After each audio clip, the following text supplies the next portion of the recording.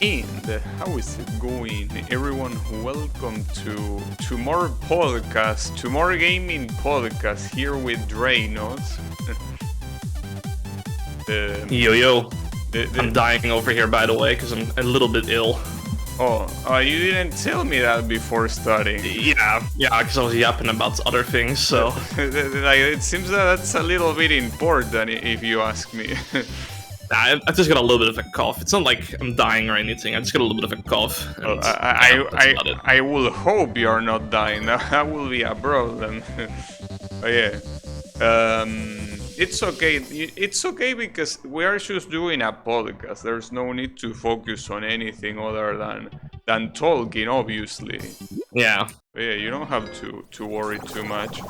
But yeah, I guess that we can start. Off to a good start. Yeah, very nice start. But wait, hold up. How was this guy called? It's like Dementia or something? Yeah, I think it was Dementia. While this guy is doing his RNG shit, because you know, Draynoth actually put in work and he asked Copilot, the Bing AI, about video game topics, and we have lists to actually move this podcast forward, because obviously, you know, it's gonna be needed in this situation. So I thought some of them were very interesting, so I guess I could, well, since you died there, maybe you could read the first one. Oh yeah, let me pull it up. Well, talking about gaming technology, explore the impact of ray tracing and AI in modern video games. Yeah, well, just to my own credit, by the way, not all of the topics that I came up with are from the AI. Like, I did also come up with a few myself that I want to talk about. So. All right. Well, that's good to know. But you say ray tracing and AI on video games. Yep. All right.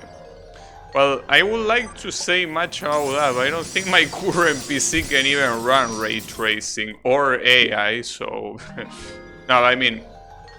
Well, for ray tracing, I really don't think I can say much, because ray tracing is a technology that I really don't think I can run, and even if I could, to me, it's just like better graphics, which is cool, but I mean, like... I don't think I will have much to add about ray tracing, but AI in games is, I think, an interesting thing, because... It depends on what AI we're talking about, because AI has been around since forever. Well, that's another thing, like the definition of AI as a simple, you know, collection of instructions with a lot of conditionals, or network in, well, not sure exactly how you will define modern AI, but basically like I don't know exactly what it is even, but like the thing that it is today. I guess a better way of saying it will be language models, if we're talking about text AI. And in that regard, it could be very good for NPCs, because you know that NPCs in video games, they give you dialogue, but when they are out of dialogue, they keep repeating it over and over again, right? So I think that using it for that will be nice. Using it for the rest of the writing of the game, I'm not sure if it will be very nice, but what do you think? I mean, I'm sure that's like, now that AI is like out and about in the wild, like there's definitely gonna be game developers, even big ones, just using it to just generate cheap slop, and yeah. Well, you know, just to cut costs on, like, you know, writers and shit, or like even assets. Yeah, there is already in fact anime that use image generation for backgrounds and stuff like that, which is pretty interesting. So using it for assets, it's most likely gonna be a widespread thing at some point. Probably not from the most high-profile ones, or well, I don't know. I don't know how shameless they want to be, or if it's gonna be considered shameless in a future too. I wouldn't put it past any big companies to save cost. It just means they can like cut more people off their team and save more money if they just use AI to make things. Yeah, but they will at the same time, I guess, to not catch negative press, they will have to do it in a way that it doesn't look like it's AI. Yes, otherwise... That's gonna only get better as time goes on. It's gonna be like harder to tell as time goes on. Yeah, that's also true, but I guess it really... Well, for example, when it comes to 3D modeling, if there is an AI that could do that, I guess that it wouldn't be easy to tell, like, you know, a hill, for example, that is 3D modeled from an AI than from a human. But I don't know how they will incorporate it. But yeah, like... I just want to add a note real quick on my gameplay right now. My shift key, like, I mean, there's nothing wrong with my shift. Remember I said yesterday my shift key might be breaking? Yeah. I don't think my shift key is breaking. I think there's something wrong with the game. Because I just tested my shift key, like, before stream, and I just tested it just now, and it's, like, working fine, except in-game. I think there are many things wrong with this game. Yeah. But... like, I can jump at times, like I straight up just can jump, or it will do automatically, like, some double jumps. Well, I'm not sure what to do there, cause... I don't know either. I mean, what I know that I'm doing is using Shoy2 key, so I'm not using a keyboard. But, I don't know if using another button changes anything, but... Well, the problem of using another button is that you will need to use Shoy2 key, because otherwise I think the muscle memory will fuck you up even more. So like, I don't even know what's causing this issue. No, I have no clue either, but I mean, considering that you have that, it's still... I don't think you're playing that badly. I don't know, man. I've been dying a lot. Well, I mean, I think that's expected from a boss like this one. Yeah. Especially with so much RNG. And that was just a skill issue. So sometimes my jump button just works fine. Like right now it's fine, and then suddenly stops working at random. For some reason. It didn't happen before on the rest of the... Nope. I was playing all day. I've been playing Rabbit and Steel, which has a focus mode on shift, and it did not mess up a single time. Yeah, no. I like tested it in Notepad before as well to see holding shift, you know, capitalizes the letters and all that. It works perfectly fine. I go into this game and it breaks immediately. Yeah, but I was asking if, like, in this game before this fight, it also had the issue. Nope. This is like it started happening like some midway through the fight, pretty much. Huh. Well, maybe we can call Nemega. He will know. Maybe. Yeah. But calling the help hotline. Yeah, but I mean, aside from changing the key and using Shoy2 key, well, I don't even know if changing the key would work, because what if it's just an issue with jumping in game? Like, it's like maybe like a server issue or something, it's like lagging, or like, I don't know, dude. Because like, I feel like it's not an issue with my key. I feel like changing the key is not gonna fix it. I mean, I could try it, but... Oh, can you even change that with Shoy2 key? Like, if you change from Shift to S, Can you make sure to keep have S being shift? I don't use it, so I don't really know. I mean, I know that it translates joystick to keyboard, but keyboard to keyboard, I don't know.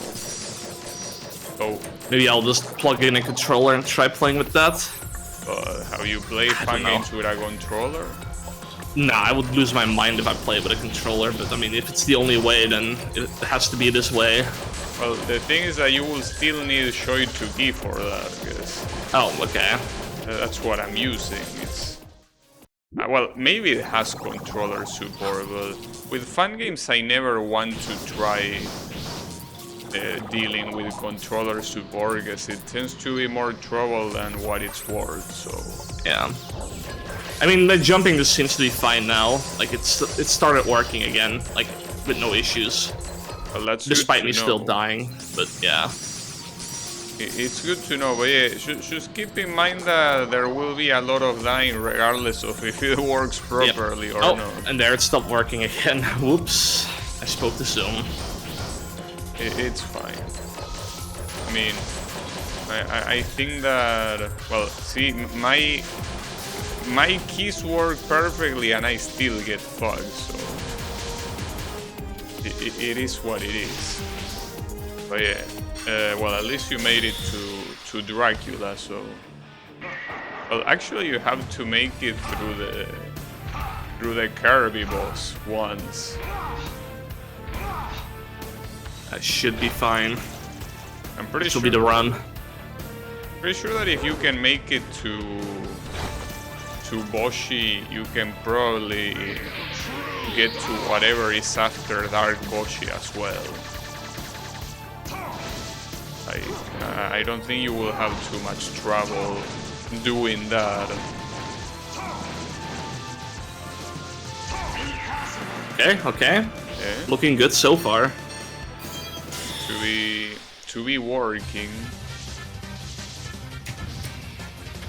Oh, this fight, like those random star spawns are so bad. Oh yeah, they're pretty awful.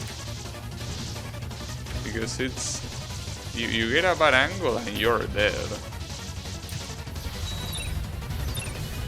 I can't believe that happened. I mean, there wasn't much places to go. Many places to go. I was hoping he'd be done with his stippity step attack, but I wasn't sure if he was gonna do a further knot. I think what they do is they finish their attacks and then it's when they both go back up. Like, they get a shield so you don't do any further damage, but... Yeah. Okay. Alright. Do you have anything else to add about AI? Oh yeah, it kind of cut off because I got mad because of the shift key, but I mean, AI, I mean, it's like... I think it's cool technology, right? Like, I do overall think it's cool technology. It will do a lot of good. There will also be a lot of shitty things out there with AI. I get it. But, like, it has, like, so much uses for... Like, there's so much uses for AI. Yeah. I'm looking forward to see all the crazy shit happening. I mean, one of my favorite streamers is an AI. So... Huh. You know? Neurosama. Yep. I am a huge Neurosama enjoyer. I personally prefer if it... Like, I still think that language models are not there in terms of intelligence, you know? That's like the cool thing about Neurosama, because it's like, it's been improved a lot over like the course of a year. And like the developers is constantly like, you know, improving the AI and making it be able to do new things and everything. Yeah, well, the fact that it can play Slay the Spire is pretty interesting. Like, it's been recently been able to watch like entire movies and react to it, which is like, you know, that's like another huge step up, I'd say. Yeah, it's pretty... That's impressive, though. Usually, when I randomly see the stream, they just talks nonsense with chat, which doesn't seem that impressive to me, but Yeah, I mean it is getting more coherent, because it used to be just her going on to like random ramblings that aren't coherent at all, but now she can remember things and like actually have like a proper conversation with like context and everything that she keeps in mind, which is, again, seeing that improvement is like kind of impressive to me. It's like super cool to see. Yeah, well, at some point it could become a very a very advanced streamer. That's for sure. Yep. But yeah, in terms of well, you could even put her in a video game, probably. Yeah, I mean, the main selling point for me to that stream is just simply that the content is just very varying. Like, the developer keeps making new content, is like very creative with that kind of stuff. Yeah. You know? So, yeah. When you have a project and you keep working on it, it's nice to see how far you can go. Because then you have some people like me that I remember doing a bot to request Osu maps, and I completely abandoned it. So yeah.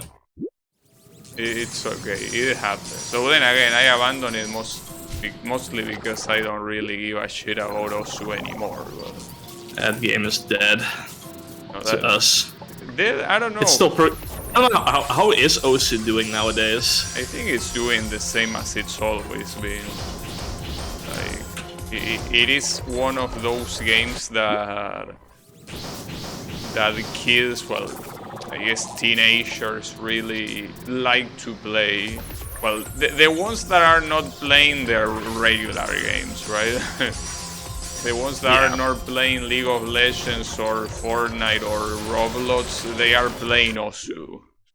Like, the ones that tend to be into more niche stuff, I think that it's still the choice for excellence. It's doing well, most likely. But as you get older, that game is very hard to play. Like, it really is one of those games that tests reflexes like a lot. You have to be on point. At some point, the body kinda gives up. Well, I think that's the reason why so many players that tend to be on the older side go for stuff like maps that challenge your reading rather than your speed or your stamina or your aim. Because aiming tends to be something that anyone that has a lot of practice, obviously, but anyone can do regardless of your physical condition, right? I've always been obsessed with like all the really technical stuff in Osu. That was always fun to me to play. Well, the tech stuff, even though compared to stuff like champ maps or stream maps that require a lot of physical ability, I think the issue is that a lot of tech maps that I seen, well, like the last time I saw Osu, they require some of that skill too, and it becomes very hard to even find anything that you can physically play at some point. So I don't think you will be safe even there. A bit of context about the Kirby part of this fight. Camellia 3 got Shannon Bride, boss from I Wanna Be the Magna Mini. Yeah, that game that we saw earlier. Interesting. I didn't know because I didn't play Camellia 3, but that's cool to know. So how is it going, Wasabi? It's funny because the thing I mentioned before, it's like, oh, this game took from Camellia, which took from Magnanimity, which took from Kirby. It's like, yeah, and it's like a whole chain of taking from each other. With how popular Camellia 3 is, this definitely won't be the only. Well, I'm pretty sure already there are games that also reference Camellia 3 outside of this one. Now the question is if there are games that will reference this game. Well, I guess eventually there will, but... I think there was a medley that had a co-op stage in it, if I remember correctly, like a while back. But I don't remember exactly where. I think I played one. It's something to be expected considering that this fan game is fairly popular. You will never guess what other character Magnanimity has as a boss. Well, I will say either Krakow or King DDD, right? I don't know. Or maybe we're talking about something that isn't Kirby. Hard to tell. I'm gonna guess like a Mario thing. I actually don't know about the game either myself, but it had some Mario enemies during the stage, so... Yeah, I guess that will be a safe bet too. Is Sagat your favorite? Damn, Sagat? Ah, shit. I mean, Sagat, you know that I wanted to do... What a piece of shit. What an ass. It almost got me too. Dude. I was out to say that when I finished that Sagat only run, I wanted to play Street Fighter Super Turbo again with Sagat, but the AI in that game is so fucked up that I really will need to practice if I want to do that. And yeah, lately I'm just using the quote-unquote free time that I have between work and the stream for doing the fun game, so I don't really want to use that time. Yeah, that's a shame. I really want to use that time to practice again, if it's possible. Magnanimity is another game you should consider playing. Well, I could think about it. I mean, after all, after this game, I still don't know what to play. So, playing fun games in those cases always is a cool idea. You know how many times it's been like 10 minutes away or 15 minutes away from the stream. I don't know what to play, and I go to Delicious Fruit, and that's what I play that day. Yeah. I mean, you can always play the other games from this creator too, which... Yeah, but as I mentioned, the medley...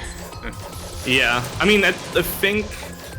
It's not really a big medley by any means. I think it only takes inspiration from a couple games. And I think you played those games as well already. It's a possibility. I don't know if you want me to spoil it or anything, if you want to know the games, but I know for a fact at least one of the games that's in there you played already. It has a couple stages that are inspired by other games. I mean, yeah, I don't know. I'd have to have a look at it at least to know for sure. Yeah, I can personally recommend the game. Yeah, I could do it, but it's rough. Even after all these days playing this, I still cannot think of what to play. Yeah. Because I have ideas, but every time I think, well, what if I play this game? And I know the feel. The what? I know the feel. Oh yeah, but I always have these games that I want to commit to, and then I'm always just never motivated to play them or whatever. I mean, the issue is, for example, one of the games I've been thinking to play is Puzzle Bubble, which is ironic because I wanted to play it even before playing this game. But that's the thing, do I really want to play it? Because, I mean, I played Puzzle Bubble 4 as a kid, but I don't know. It's a puzzle game. It's a very chill game in that regard. You beat stages one after the other by matching 3 colors, but I don't know. Feels like lately, most of the time I just want to to dedicate it to make my game, but I also don't want to stream that, so it's rough to decide on what to spend time. Oh, come on. I keep thinking you can jump over him with a full jump, but it just always dicks me over. I got completely cornered. What was I about to say about the game? No, that yeah, like sometimes I feel like it's better to just, instead of dedicating the time to streaming, dedicate the time to just making the game, but I'm on a streak, I can't just not stream. In I think a year and a half of a streaming streak so far, but, you know. And like before that, you only miss like 1 day. It's still like super impressive. I miss, I think, actually 3 days because my PSU died. But oh yeah, that was horrific when that happened. it's a shame I had to be the weekend without it. I mean, I had a notebook at least, barely worked, but hey, at least I could use it to work and to chat with Discord, so it wasn't that bad, but yeah. I don't want to break that streak, so well, that, and also I feel like it's just one of those things that I wouldn't feel good about not streaming, even if it's just a day. I don't think it will feel right. So yeah, like the problem is deciding what to stream, but I feel like streaming has to happen. Just the way I feel. But yeah. What was the other item on the list? Well, I already forgot. I mean, I'll have to check also... in between things. Oh god, well that's not a chance, I guess. Yeah. Skip this. I'll die for 1 round. All right. Indie game gems. I think you were Rise of talking indie about... games and its contribution to the industry. Yeah. No, we were talking about also, yes, but we have a list of topics for today. Yeah, we are not creative at all with our conversation topics, so we had to like think about it before stream. Yeah, and so Draynoth used an AI, and well, he also thought of some things himself.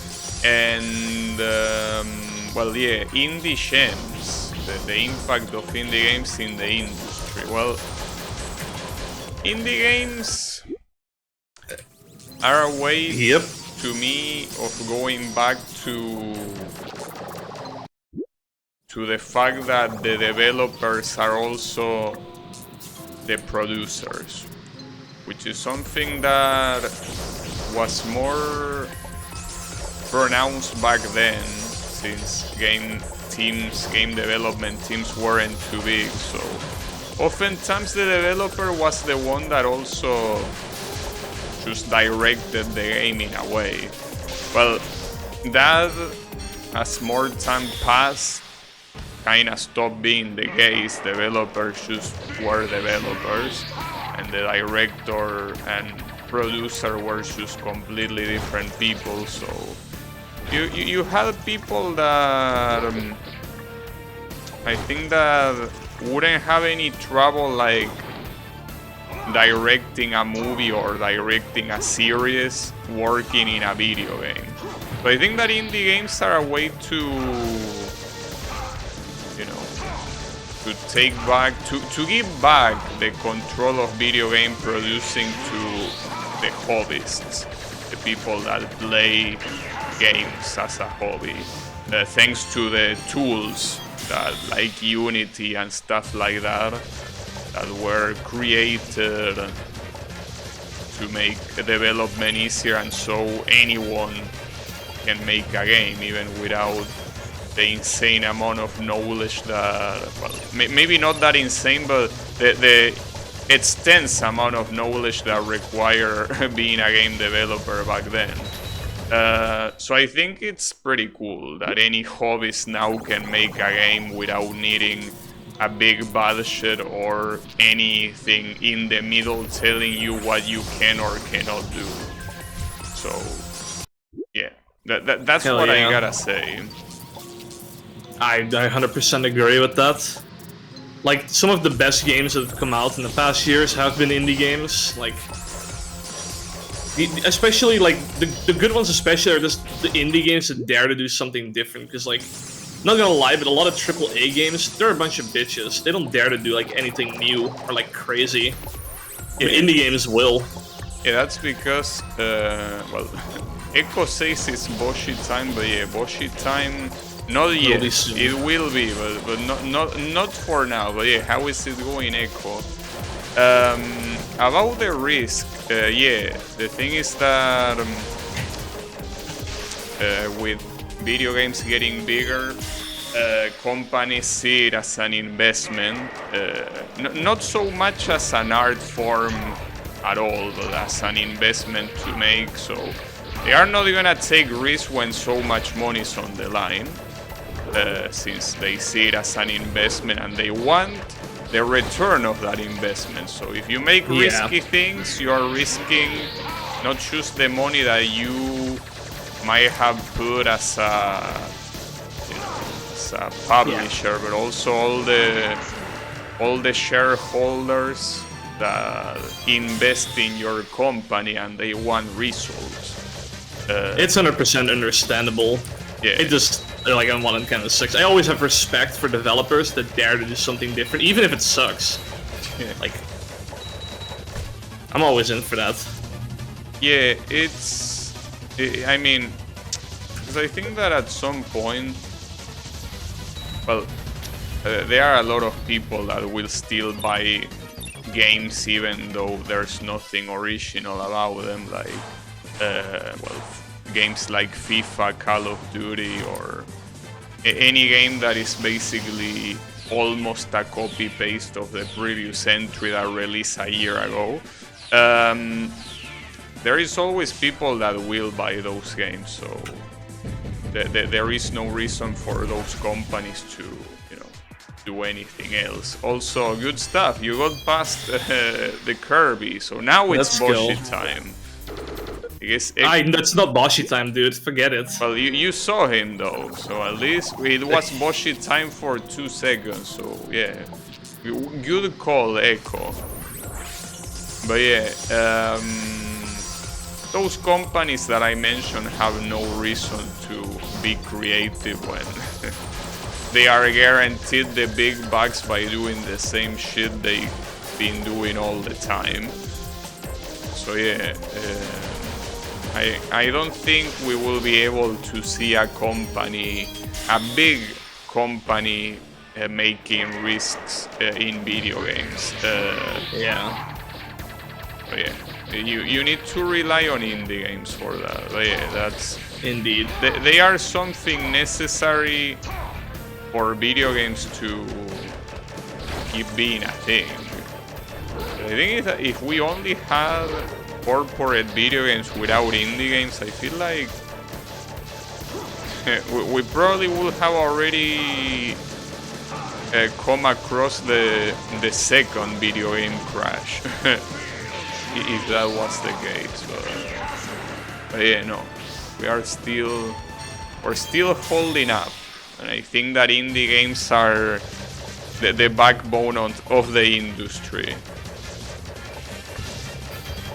Yeah, shit like, you know, games like Slay the Spire or Vampire Survivors or Balatro and stuff, like, as a recent example, like, those kinds of games coming out is absolutely crazy because they completely change, like, the indie game scene, like, together. Because, like, remember when Slay the Spire came out, there were so many games that were just like, you know, oh, there's like a deck building roguelike, or like the Vampire Survivor clones that come out.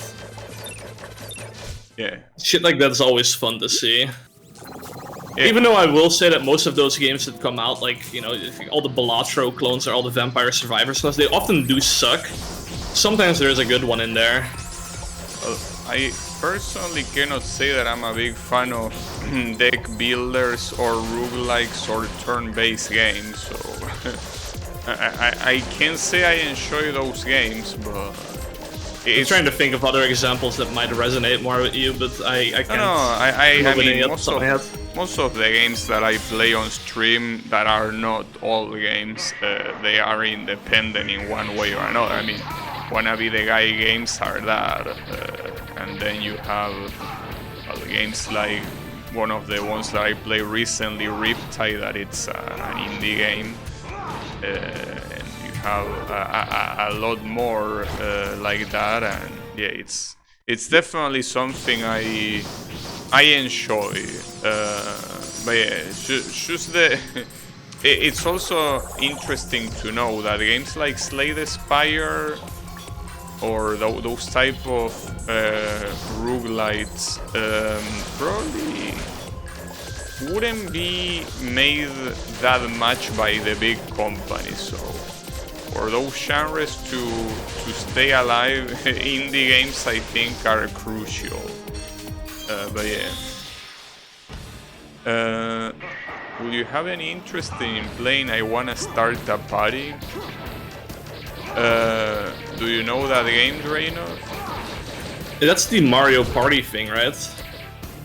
I know correctly. which one it is. I remember seeing it once. Yeah, no thank you. Oh man, he hates me. Party games, I'm sorry, but no, they are not my thing. Especially not ones based after Mario Party. That's for sure. So yeah, sorry, but no. I mean, at that point I would play Mario Party, but that's the thing, I wouldn't play Mario Party, so I would. He hates fun. Well, yeah, it's fun. I mean, bro, it's also fun for me to play a real game. No, I was about to mention a game that you wouldn't like, and I do. I don't know if such a thing even exists. So maybe not. But yeah, the point is that no, not a fan of Mario Party of any game similar to that. In fact, there were already some people telling me to play 100% Orange Shoes, and no, that's not my type of game. I mean, I will agree that game is a bit fucking trash. Well, maybe that game is so bullshit. You know the specifics and stuff, but the point is that, yeah, the type of game, regardless of the specifics, it wasn't made for me at all. Yeah. I mean, I find it a fun game. I just think it's absolutely trash at the same time too. The League of Legends experience. Yep. Well, speaking of games that I really don't like, but yeah, it's okay. But yeah, I appreciate the suggestion though, but it's not my type of game, unfortunately. Orange Shoes is more of a strategy game.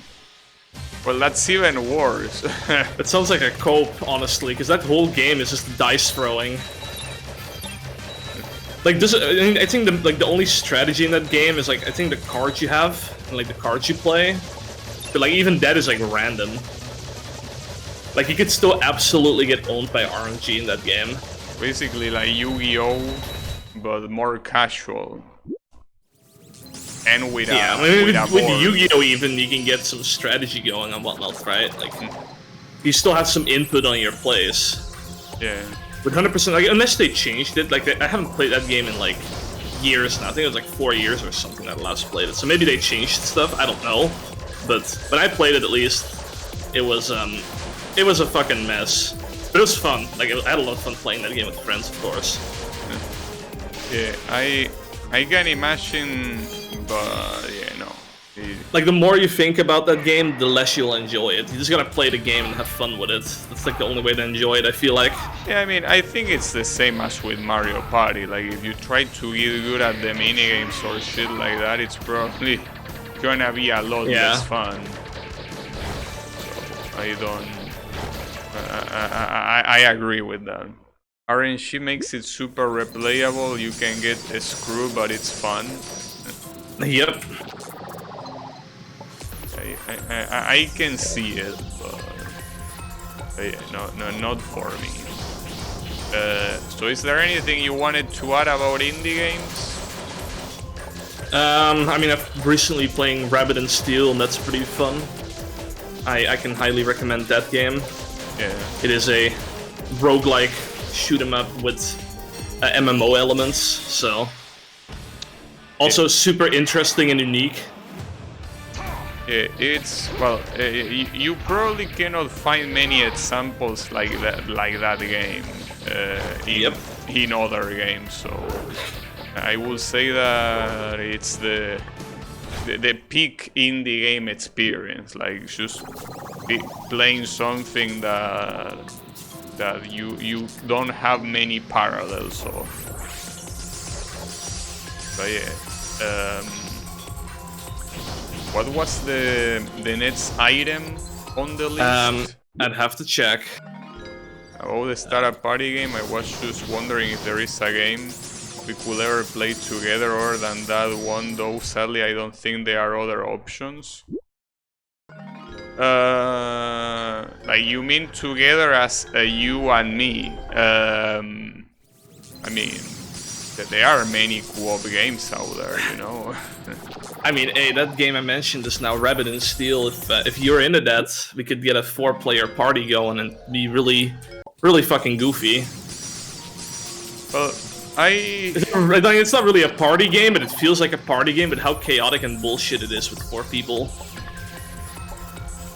Yeah, I'm still a little bit. Yeah. I see. Like it's the kind of game that. I mean, it kind of touches what I like, as I'm a shoot 'em up enjoyer, but I feel like those are the type of games that I will probably want to play alone. But I mean, playing it solo is definitely worth doing. Like, I would even say I'd recommend, like, play the whole game through solo on all the difficulties, and then, like, you know, once you've beaten the game, you could play with others and stuff, and it's like a new experience that way. Because again, the game changes completely when playing with more people. Like, the patterns change, the fights completely change. So yeah, that's what I would recommend, at least. Yeah, but I think it's the kind of game that I will play when it's on a big sale, but I don't know. That obviously, since it's just released, it's not gonna happen.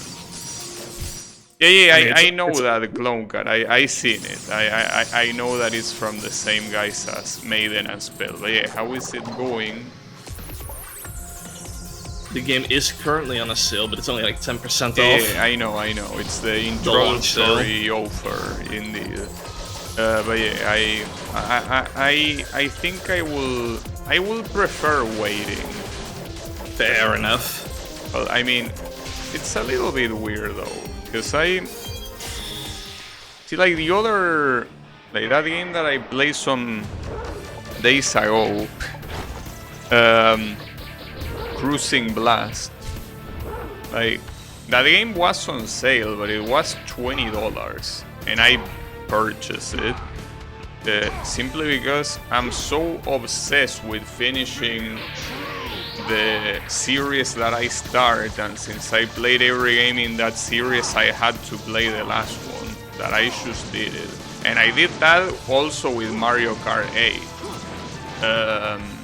So yeah, I think my spending habits with video games are a little bit weird.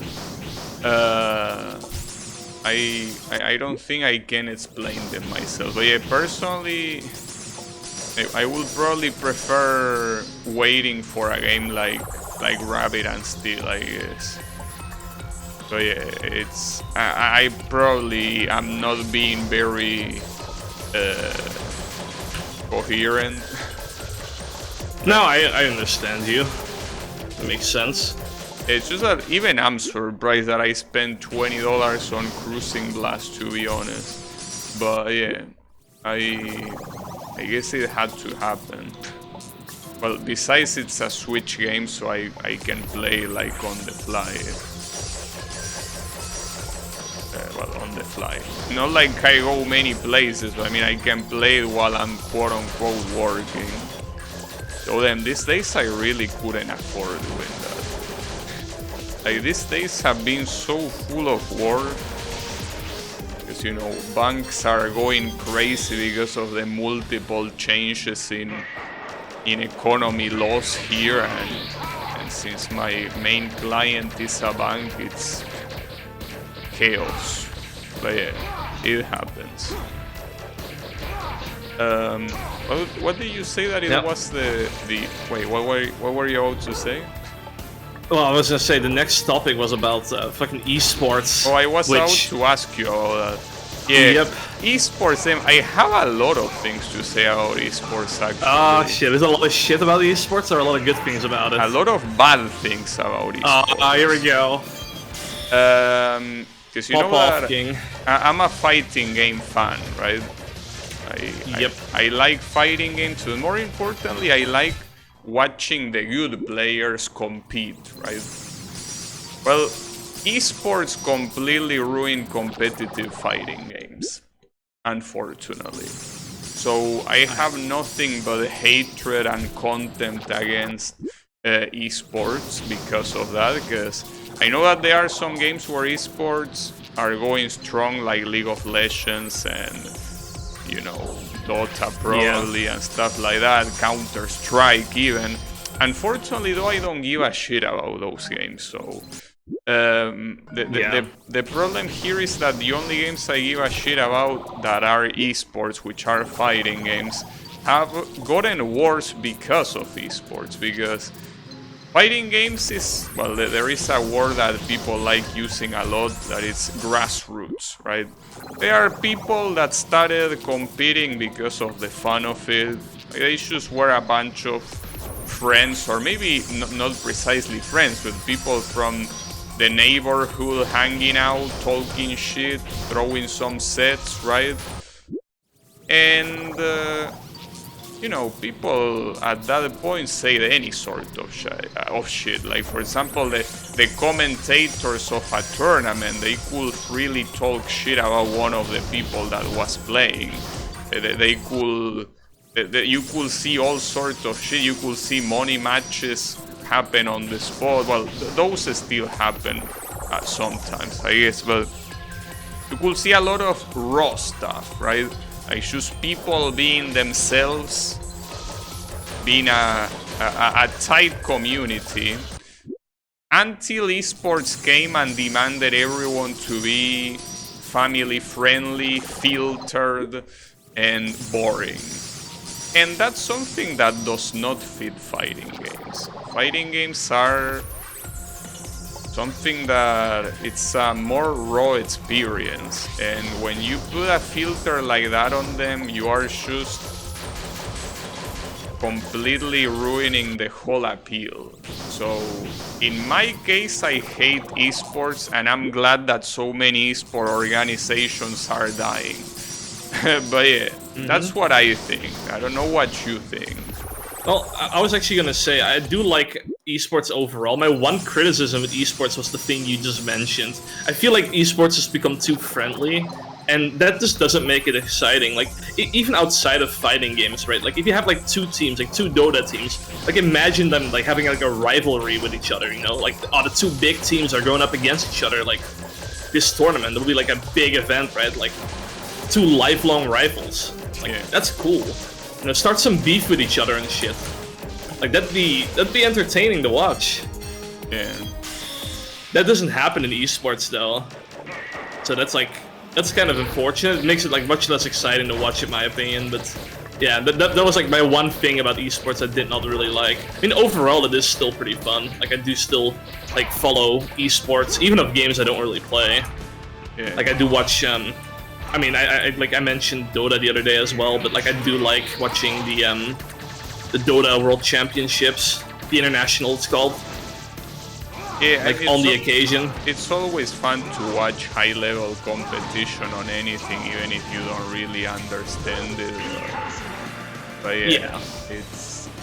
I think that it's sad that it could be something way better, but being you know, being like a filter personality, because otherwise you either get fired from your team or, you know, stuff like that. It's very, very annoying. Well, Clonecat is telling me that going back to what I said about the economy, that it's going up. Yeah, it's going up the trash, that is. And then Echo telling me that we should hop on Fortnite. Hell yeah. We should do it. I'll buy the Frieza skin. I think I will pass on the offer, but yeah, thanks for the offer nonetheless.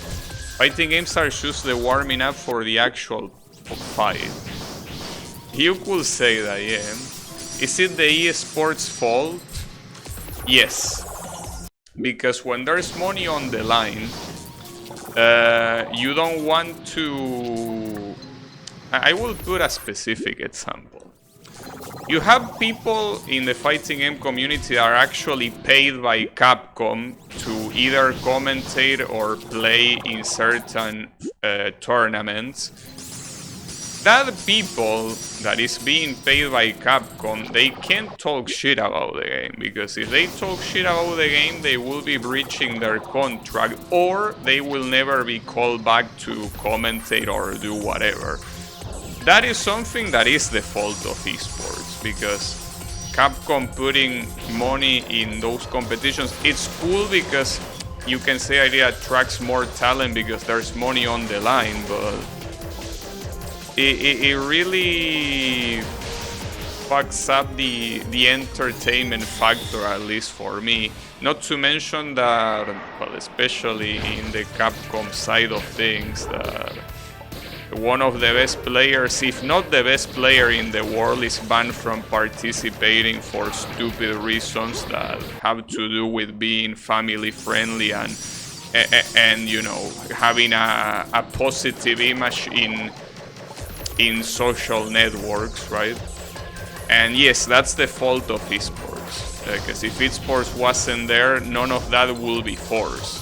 You could probably hear people complaining, like, I don't know, if you say this game is shit, and you could, like, a commentator says that, or a player, you could have people being like, damn, don't say that, or whatever. Like, you could imagine the fictional situation of someone complaining that someone on the stream is complaining, but it wouldn't go further than that. You are still allowed to say it.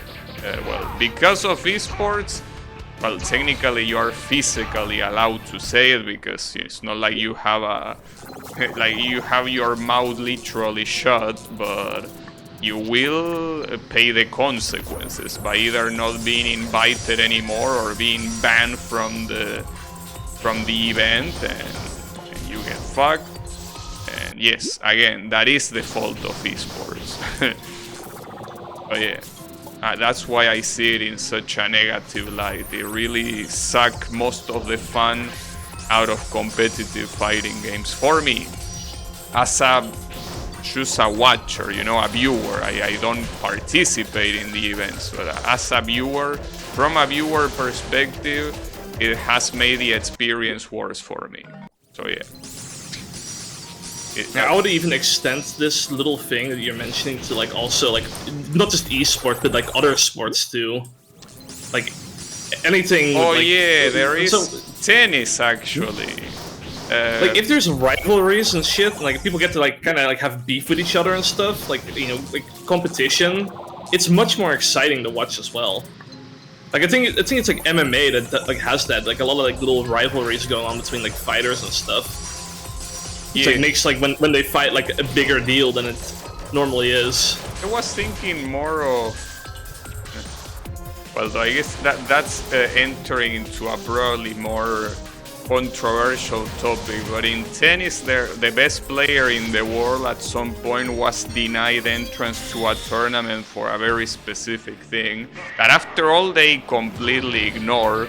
Like, for like 2 or 3 tournaments, they completely denied him participating, basically making the competition null, because if you are not having the best player in the tournament is pretty much it's void, at least to anyone that likes competitive integrity. That tournament is void.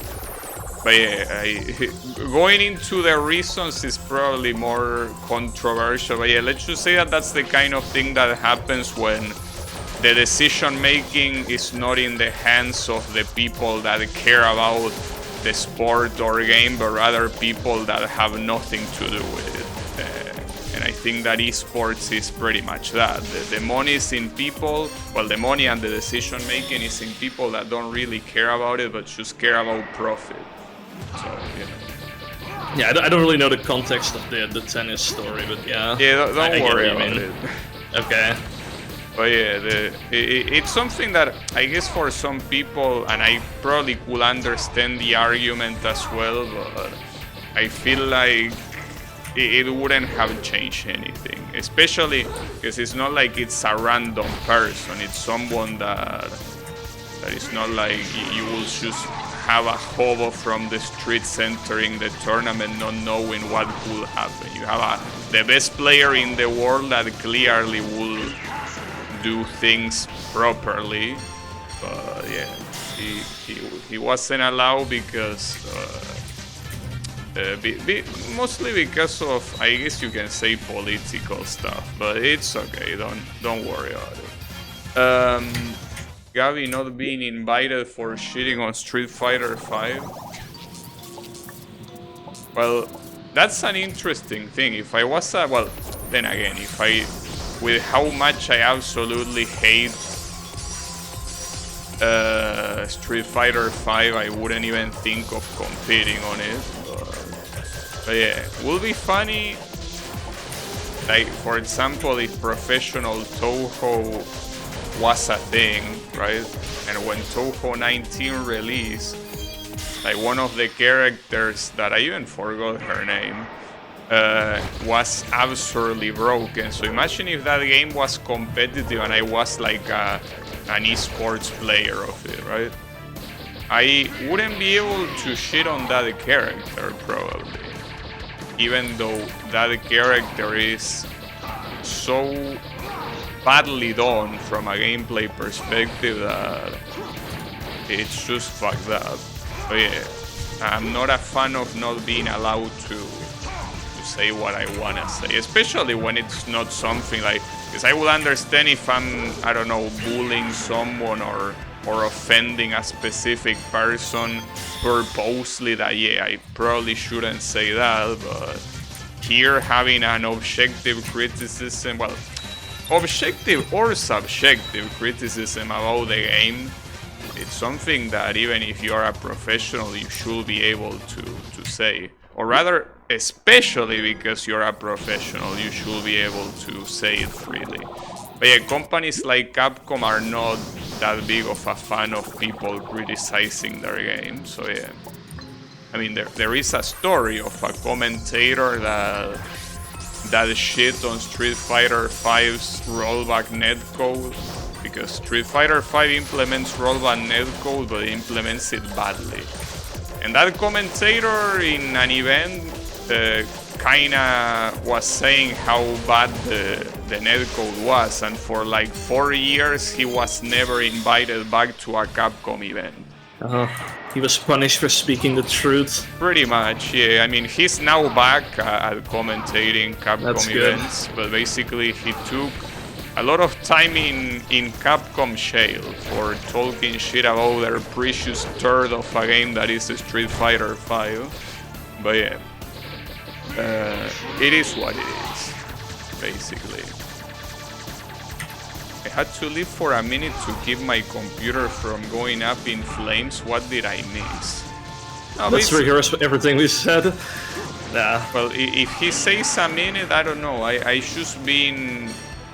I keep shit talking esports and Street Fighter 5. Yep. So yeah, if you think that's interesting, then I guess you did miss quite a bunch, but that's what you miss. In terms of gameplay though, no, you didn't miss anything. We're still getting turbo fucked as expected. But yeah, that's the general look of it. But yeah, Anything else you wanna add about esports? I mean, you gonna participate for Toho at the Olympic Games? Well, the thing is that people that are good at Toho are at light years from Yeah, you're right. So yeah, that doesn't seem like a smart idea. Not to mention that I will need to. The way you prepare for those type of competitions is fucked up. Well, that, and I also don't like competing. I like watching competitions, but when I'm the competitor, I don't like it. So I'm afraid that I wouldn't participate in the Toho Olympics even if I could. So yeah. Yeah, there was like a thing, like a whole thing about like having esports at the Olympic Games, which I thought was like, it would be really cool to have, right? Like, imagine. Well, the Olympics. No, I think the thing about the Olympics is like the main cool thing about the Olympics is that you see disciplines that I think that normally you wouldn't see, or that you wouldn't see at such a high level, like swimming, like running. Well, I think it's called athleticism, but whatever. Point is that you have all those disciplines that normally don't get the spotlight, and the Olympics are their time to shine.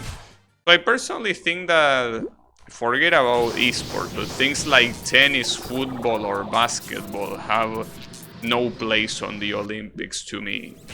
Simply because I think that to me the Olympics are like an event that is for that, to show off how far competitors came in these relatively niche disciplines.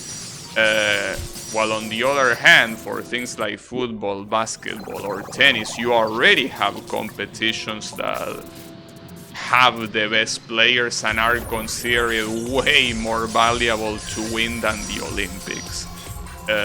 Like with tennis, you have the Grand Slams, like the big four tournaments that happen throughout the year. With football, you have like competitions like the Champions League, the World Cup, if it comes from country competition. And then, well, for basketball, you have the NBA, essentially. There is also a basketball World Cup, but the core competition is in the NBA. So I think that the Olympics for those sports are not very important, and I think that for esports is the same. You already have events that are clearly the ones that have the most level of that particular esport, so I don't see the Olympics being necessary. But yeah, I guess it will be cool as a novel thing, but outside of that, I don't see it having much value, really. It's a pretty interesting take. I haven't heard that one before, so... I mean, it's the closest thing we got to having video games, I think, at the Olympics so far was when the Olympic Games were in Japan and they played like a bunch of video game music in the opening ceremony. That was pretty sick. Well, it's because it took place in Japan, so, well, in the... Like, I think the previous Olympics to the one in Japan, you had... I don't remember who it was. It was some representative from Japan coming out from a pipe like Mario. Like, that was the presentation. Like, they're revealing that Japan will be in the next Olympics, basically. So yeah, that's pretty fucking cool. Imagine if Miku had done a performance on stage, though. Most people are not ready for that. Maybe in 20 years, but the current people that consume that type of content are not fond of stuff like that. So yeah, damn, it's not the time yet, but it will come. Don't worry. Wait, I'm guessing some people laugh at that idea of having video games. Well, yeah, that's also another thing. Like the type of people that. Like a very big portion of people that currently consume things like the Olympic Games are not very fond of video games. So I think that this sort of stuff that like our generation enjoys, it's gonna become part of like the big screen at some point, but not yet.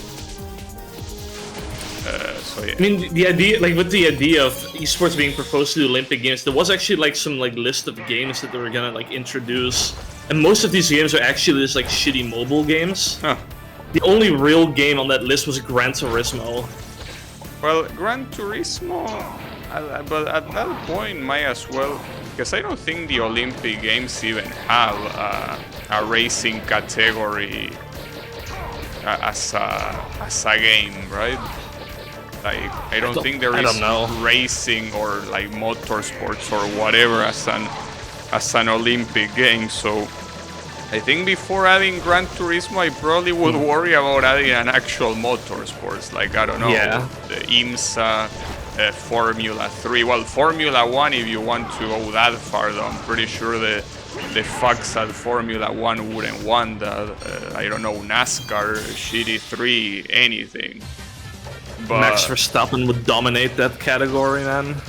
Yeah, that's the thing. Max Verstappen is actually a compatriot of yours. Yep. So you have the best Formula 1 player in the world, and with a difference, because nobody can really get close. The only one that could get close, like, I think 3 and more years ago, was Lewis Hamilton, but ever since then, he fell off. Well, more than he, I will say the company that makes the cars, because Formula 1 is basically, Max Verstappen is definitely super talented, but at the end of the day, it's basically a game of who has the better car. It's just that Max Verstappen is also very good. Yeah. I mean, isn't Red Bull the one dominating everything now? Like, yeah. Yeah, I mean, racing. basically, that's the thing. Red Bull is dominating now, but before Red Bull, it was Mercedes. And the one that was racing for Mercedes at the time was Lewis Hamilton.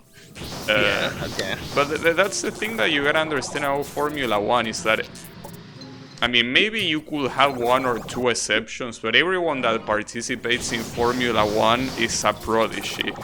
Like, being able to drive those cars at that speed with a very low ratio of accidents is insane. Like, those people are geniuses. So at that point, it kinda just gets more decided for who has the better car. Though obviously, again, Max Verstappen is still one of the best drivers regardless of the car. But without that car, maybe he will be like on 4th or 3rd place. That's the thing, you know? That's hard to tell at the moment. It's hard to tell, yeah, and it's obviously like alternate timelines that don't exist, so it's impossible to confirm or deny, but it's the sort of stuff that with Formula 1 unfortunately happens a lot. And ironically, it doesn't happen in categories like Formula 2 simply because they use the exact same car for all the competitors. Which would be nice if it was a thing in Formula 1, but I guess it's too late for that. Clone Cat say they kinda made it work for tennis by having it give the same points as a Grand Slam. Yeah, but I don't think that... I mean, if you're a tennis fan, obviously you will watch the Olympics games for tennis, because you will watch any high-profile event with tennis, but I think that if anything, you will see it more as a cool side thing rather than the real deal, because I don't think anything can replace the Grand Slams when it comes to the prestige of winning an event. So obviously, saying, yeah, I have a gold medal in the Olympics is pretty cool, but when it comes to tennis exclusively, I think that Grand Slam have a lot more value to them. But yeah. So, anything else about esports? We veered off into real sports like real quick. Yeah. That topic. You know, Does like your country watch a lot of tennis? Is it like a thing over there? no, here it's football, Okay. but my Well, dad. other than football, what would you say is like the second place then? Like most The watched second sport, place after football. or like the most popular sport. That's a good question. Yeah, it probably will be tennis, I guess, because the other option that I have in my mind is rugby, but I think tennis is more popular. So it will probably be the second most watched sport here, yeah. Gotcha. It like honestly, I was just thinking about it, like in my country, it's kind of hard to tell because like football, of course, is like dude, everybody fucking watches football here, right? Yeah. But like as a second place, it's kind of hard to tell. I would say like Formula One has kind of popped off like a lot in like it is ever to since be Max Verstappen. expected, Yeah. But like if it is like the second most popular sport, it's kind of hard to tell. I had a family member that used to always watch darts when I was growing up. But like I don't think that's like a popular sport at all, to be honest. Well, I can tell you that here it definitely isn't, so... Yeah. But yeah, well, we also have a sport of our own here that nobody else competes on, which is a racing category called TC 2000, which is basically car tour. Well, car tour, I'm not sure how will be the translation to English, but it's basically like a very old touring category. Like, it's like GT3, but of like the year 2000 or like the 90s, right? It's something that it's only run here, but I don't think that matters too much because it's basically motorsports, and obviously people here obviously watch more Formula One than TC. So, but yeah.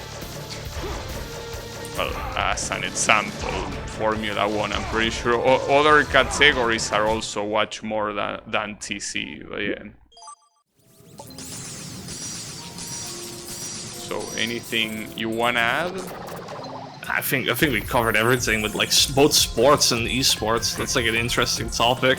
I really personally I can really give a shit about sports, like to be honest, but I do find it interesting to talk about like fucking Max Verstappen because he's kind of like, you know, I guess he's like our national hero, I guess. Yeah. Yeah, it's well. Our I pride like and joy. motorsports, so talking about motorsports is always cool. But yeah,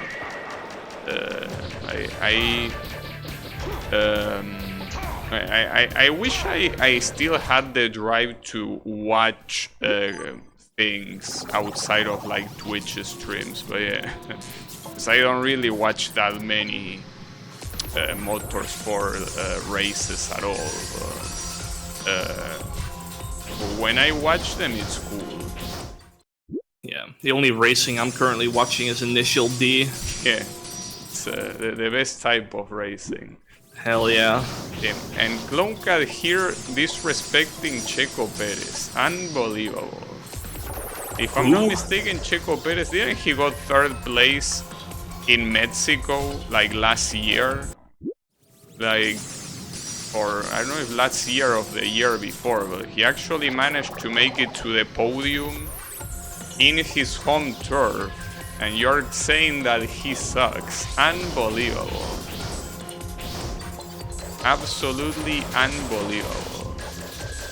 Shameless even. But yeah, it's okay. So what was the next topic on the line? I'd have to look at it. And did you see it? I'm still alive, so I'm not gonna look at it now. Oh no, I thought that you saw it before. Okay. Yeah. Well, now you can. Gaming and mental health. Delve into how games can promote mental well-being. Well, for me it's very simple because it's the same type of well-being that any other well, I'm not sure what's the word in English, if ludical is a word, but like any entertainment activity has on your health, like watching a movie, or I don't know, painting, or going to the club, or whatever you do. I don't think it's any different than that. It's just that it's personally, well, it obviously has all types of demographics, but for people that are shut-ins like me, it is the method of entertainment for excellence. So in that regard, the positive impact of mental health is no different than any other method of entertainment, I would say. But like, let's say, what if you play like Counter-Strike or League of Legends, right? Well, that's the thing. Thankfully, I'm not masochistic enough to do that. Like, well, I think that at that point it's not that much different than, you know, like someone that goes to the club a lot and gets into fights, and the day after he has like his whole face full of I don't know if you call it spots in English, but basically his whole face fucked up because of the fights he's got into. Like, any entertainment method can be an issue if you are not smart about it. Yeah, I guess so. So games are no different. If you're gonna be playing Counter-Strike and you're having a like super high blood pressure and your heart is going at 120 BPM without stopping, well, yeah, you probably should stop, but that's on you. Like, yeah, you are the moron that is not taking care of yourself in that regard, you know. So yeah, that's what I have to say. And this is like something I mentioned as well, because we had that conversation about Osu the other day, and like, you know, like physical pain shit going through, like trying to like climb through the ranks of Osu. Yeah. I think you're much better off as a person if you stop caring about like ranks and performance and shit. Like for me, the moment I stop having fun with a game, I just stop playing. Well, but that depends on the type of person. Some people, I guess so, yeah. Some people are competitive by nature. I'm not, so I don't enjoy rank climbing or anything like that. But some people, the rank climbing is part of the fun. You know, like, yeah. If that wasn't there, the fun wouldn't be there. So it depends on the way the person is. If you're a competitive person, anything that you do, even if you play a friendly tennis match with a friend or with someone you know, you want to do well simply because you are competitive, and competing is what's fun. Like, oh yeah, doing better than others and being challenged by others. That's where the fun is. For me, it's not. But yeah, it all depends on the person. He always does terrible in Mexico, he says about Checo Perez. Well, I'm pretty sure I remember him getting into the podium in Mexico either last year or 2022. So look it up, but I don't think my memory is betraying me there. I'm pretty sure he did that. I'm not creating a fake memory. That happened, so check it. Check it and then tell me. And Wasabi says, then again, there's also people that like the game for what it is, regardless of their performance relative to others. Yeah, but at that point, there are two things you can do. That you know that you are not a competitive person and you should enjoy the game for what it is. So if you do that, the smart thing to do is ignoring rank altogether. If you don't do that, then that's a problem you have that you have to solve. Like, if you play Osu and you somehow like the game, well, you like the game. Let's not be a hater here, right? You like Osu, because you like the game and not because of the rank or anything like that, you will be smart to ignore rank altogether. Like, if at that point you start worrying about rank and you are like, damn, I like this game so much, but the rank is ruining my enjoyment, well, that's your fault, dude. Like, you are the one responsible for what you pay attention to or what you consume, I guess you could say. So if you are paying attention to that, there are two things. First, that you are not playing smartly because you are doing something that you don't enjoy. And second, that you probably do care about rank, but you just need to cope that you are bad at it. Which, again, it's also on you. There are other ways of coping rather than blaming the game or a mechanic. So yeah, in those sort of stuff, it's not the game at fault, it's the player 100%. But yeah, anything to add? Yeah, some people do get too competitive. I feel like there are definitely those kinds of people where they're just like being competitive on like an unhealthy level. But like, I mean, I myself am competitive too with a lot of games. Like when I play like any sort of game that has like a leaderboards in it, and I see some of my friends on there, I do like to compete, right? Like I do like to see if I can like do better than them. It's like this is a bit of competition here and there. Or like when I play Quakes or any other first-person shooter, I like to try to one-up my friends. I mean, they of course do the same thing. But yeah, I mean, if it comes to like ranks and stuff in video games, like again, the moment I stop having fun, I just quit. Like that's it, I'm done. Yeah. Yeah, I think that's advice that people should take. Like the moment you stop having fun with a game, play something else.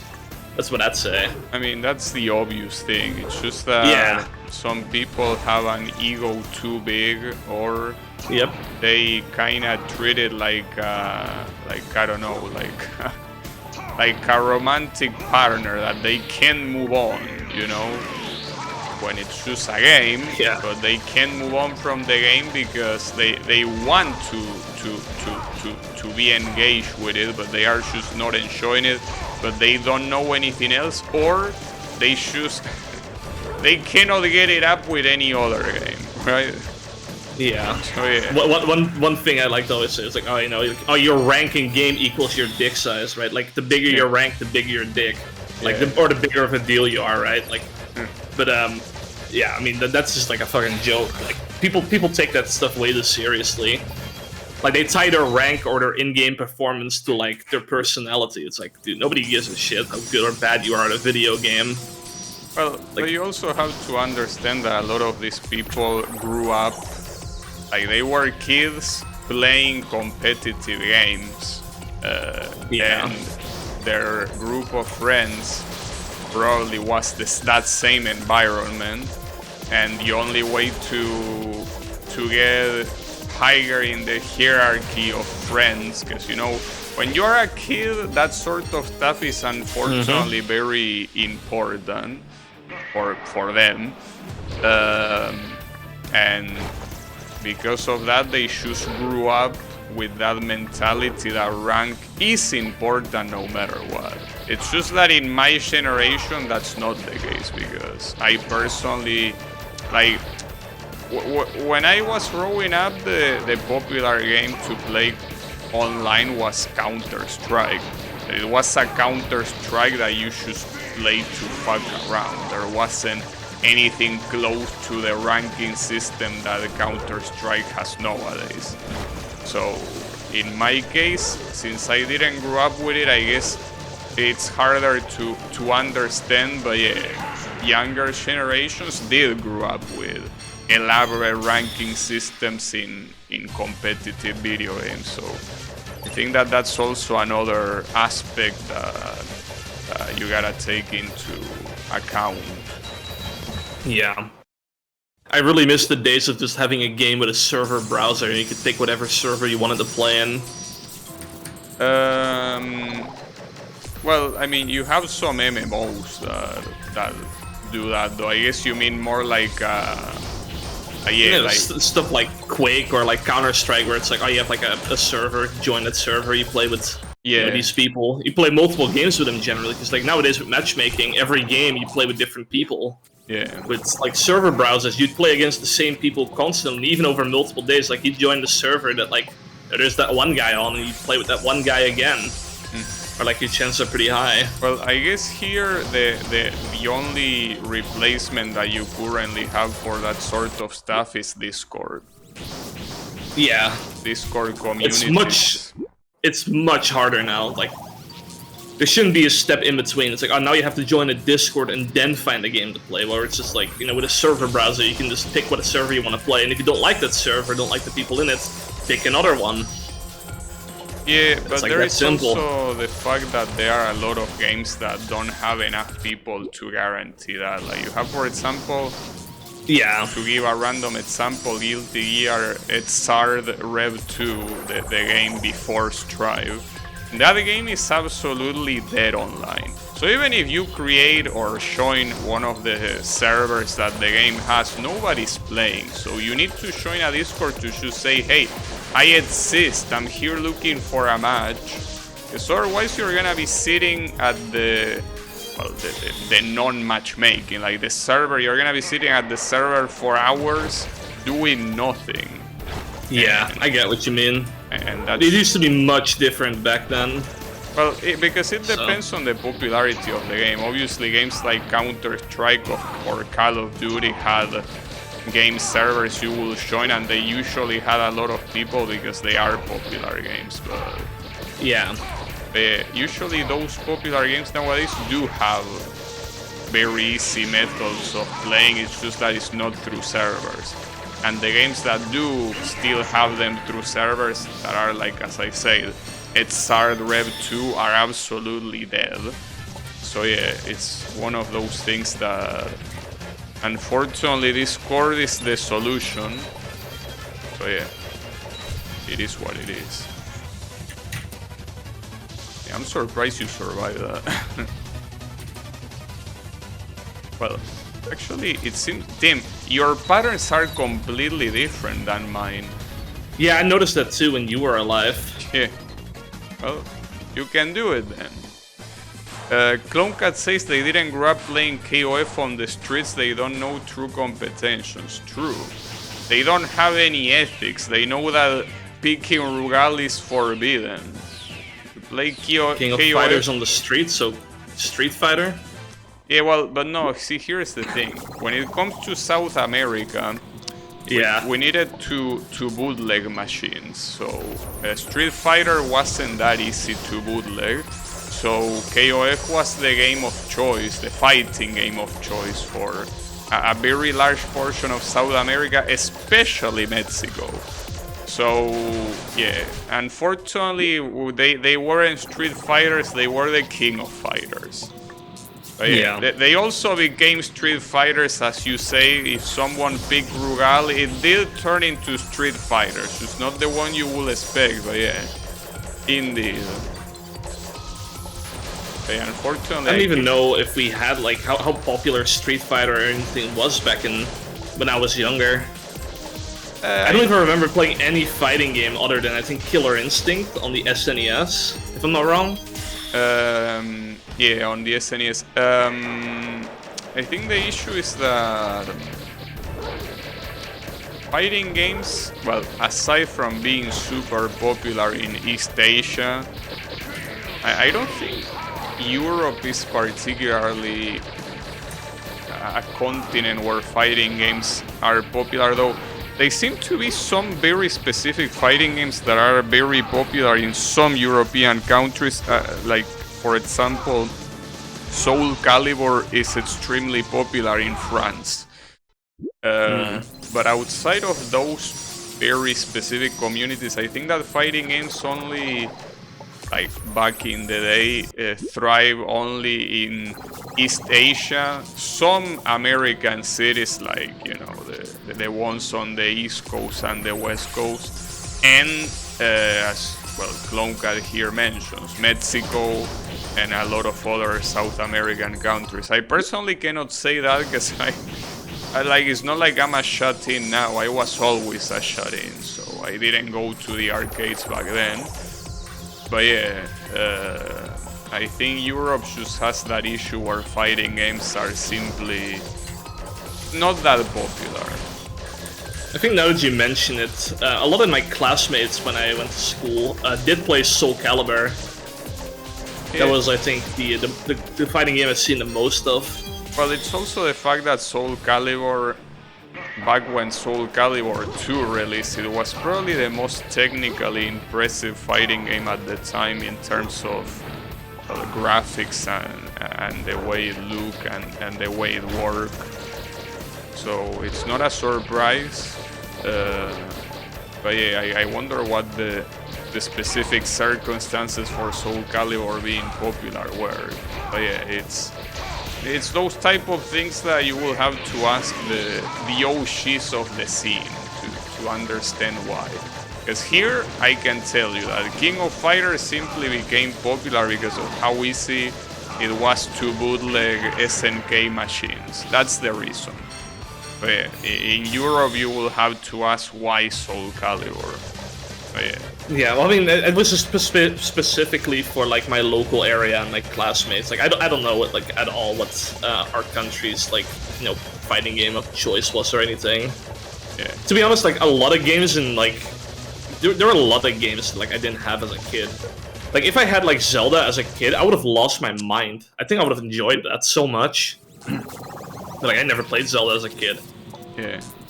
Yeah, me Neither neither. did I play like any of the Final Fantasies or anything. I think as a kid I would have fucking loved those games.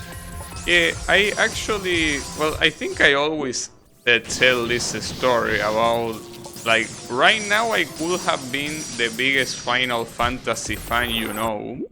Because one day my dad came home with a disc, well, a disc case that said Final Fantasy VII. But it turns out that the game inside was Final Fantasy. Well, no, who wasn't that? Was Disney's Peter Pan. So I grew up thinking that Final Fantasy was a Disney series of games, which is ironic considering that Kingdom Hearts exists. But Yep. if that instead of being a scam was the actual Final Fantasy VII, right now my most extreme games will probably be turn-based RPGs.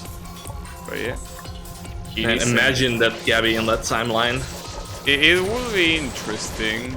But yeah, I wonder how he's doing now. I wonder if he's even streaming now. The Gabi that played Final Fantasy VII in his childhood. But it is what it is. You didn't see Peter Pan logo? No, I mean, I played the game. And I was using Peter Pan as a character and everything. Like, I knew it was a Peter Pan game, but I just thought that it was well, because, okay, I understand what you say. How you didn't see the title and saw that it was clearly different? Well, the thing is that it wasn't that uncommon back then to buy a game that had this case in English and the game inside was the Japanese version or something. So I was used to games having a different name in the case than in the actual game. A good example being, well, Streets of Rage, not the cartridge, because I didn't have the cartridge, but I have a PS2 game that was like a collection of more classic games, and the cover said Streets of Rage, and the game said Bare Knuckle, which was the Japanese name. So I didn't see that as unusual, or even thinking that like Final Fantasy was like the overall name of the franchise and then Peter Pan being the specific subtitle of the game, you know? So yeah, it's all Nomura's fault, yeah, of course, it's always Nomura's fault. But yeah, that's the sad story of a failed Final Fantasy fan. It might be for the better, to be honest. Probably. Yeah. I will say, well, especially I saw like the Final Fantasy VII remake, and I feel like it's one of those things that it's the. I mean, it's hard to tell because I'm not a fan of the franchise, but I will see that game and I will probably feel bad about it because it feels like such a. Like, it just feels like you're playing fan service in the sense that you're not playing a remake that wants to be a remake. You're just playing a fan service simulator. You know, because it's made by people that you can see that they are appealing to nostalgia in absolutely every step of the way, and I personally find that sort of stuff quite insulting. So I probably, if I was a Final Fantasy VII fan, I probably wouldn't like what they are doing with the quote-unquote remakes, personally. To be honest, I don't know how I'd feel about Final Fantasy VII. Like, I haven't played the original, to be honest, but from what I've seen, I think I wouldn't enjoy it as much as playing the original. Well, it doesn't help that they are completely different games. Yeah. Like, a lot of people, like, I think that Final Fantasy VII is the remake is a weird case because they clearly, by removing the turn-based combat and pretty much everything about how the game works, they are trying to catch a newer audience, but at the same time, there is so much stuff in the game that are references and stuff that will only have a bigger effect on someone that played the original. So it's hard to even, I mean, I guess it's clear that they went for an all audiences kind of thing. Like, if you are new or old, they wanted to catch you. But I think that I will just be pissed that it's not a real remake and you will never see a real remake. Like, basically, the Final Fantasy VII that is a turn-based RPG will be the old blocky mess that the PS1 version is, which at the time is pretty cool. But right now you will want something more newer looking, but you're stuck with this stuff that doesn't even play like it, so yeah. I do plan on playing that game pretty soon on my end. Well, so I wish you good luck. Yep.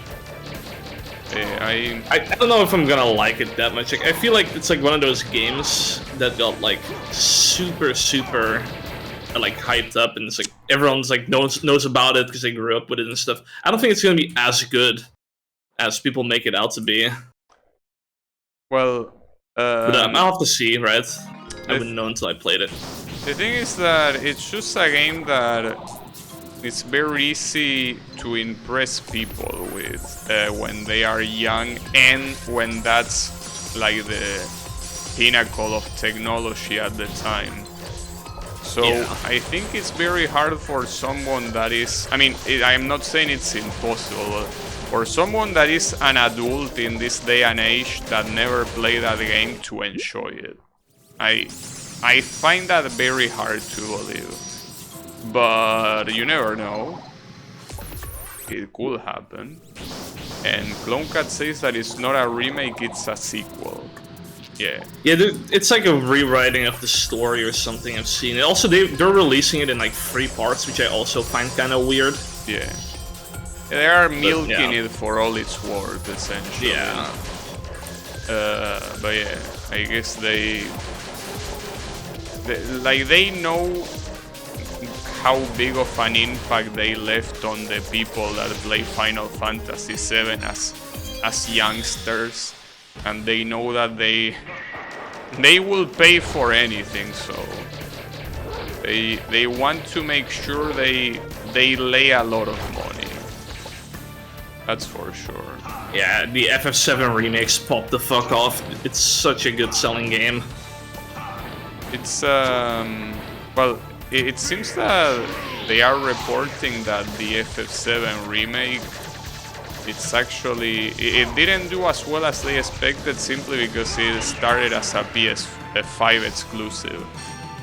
Yeah. So yeah, it's what you get when you still do console exclusivity in this day and age. But yeah. It is something that they did want to move away from, if I remember correctly, like Square Enix. Well, yeah, they want released. to move away from it now that they know that it fucked up their sales. Like, yeah, it's that like is huge. It's like that one gif about Daisy like begging a rich Donald, and Donald just throws a coin. Well, yeah, that's pretty much Daisy's Square Enix being like, no, but wait, we actually will release it in all platforms, yeah. A little bit too late, buddy. But yeah, it happens. It's a step in the right direction, right? That's true, yeah. But and I hope more companies follow suit as well. Like, maybe more companies will start doing it more often. Yeah, but the problem I is hope. that... That's a copium. They're not going to.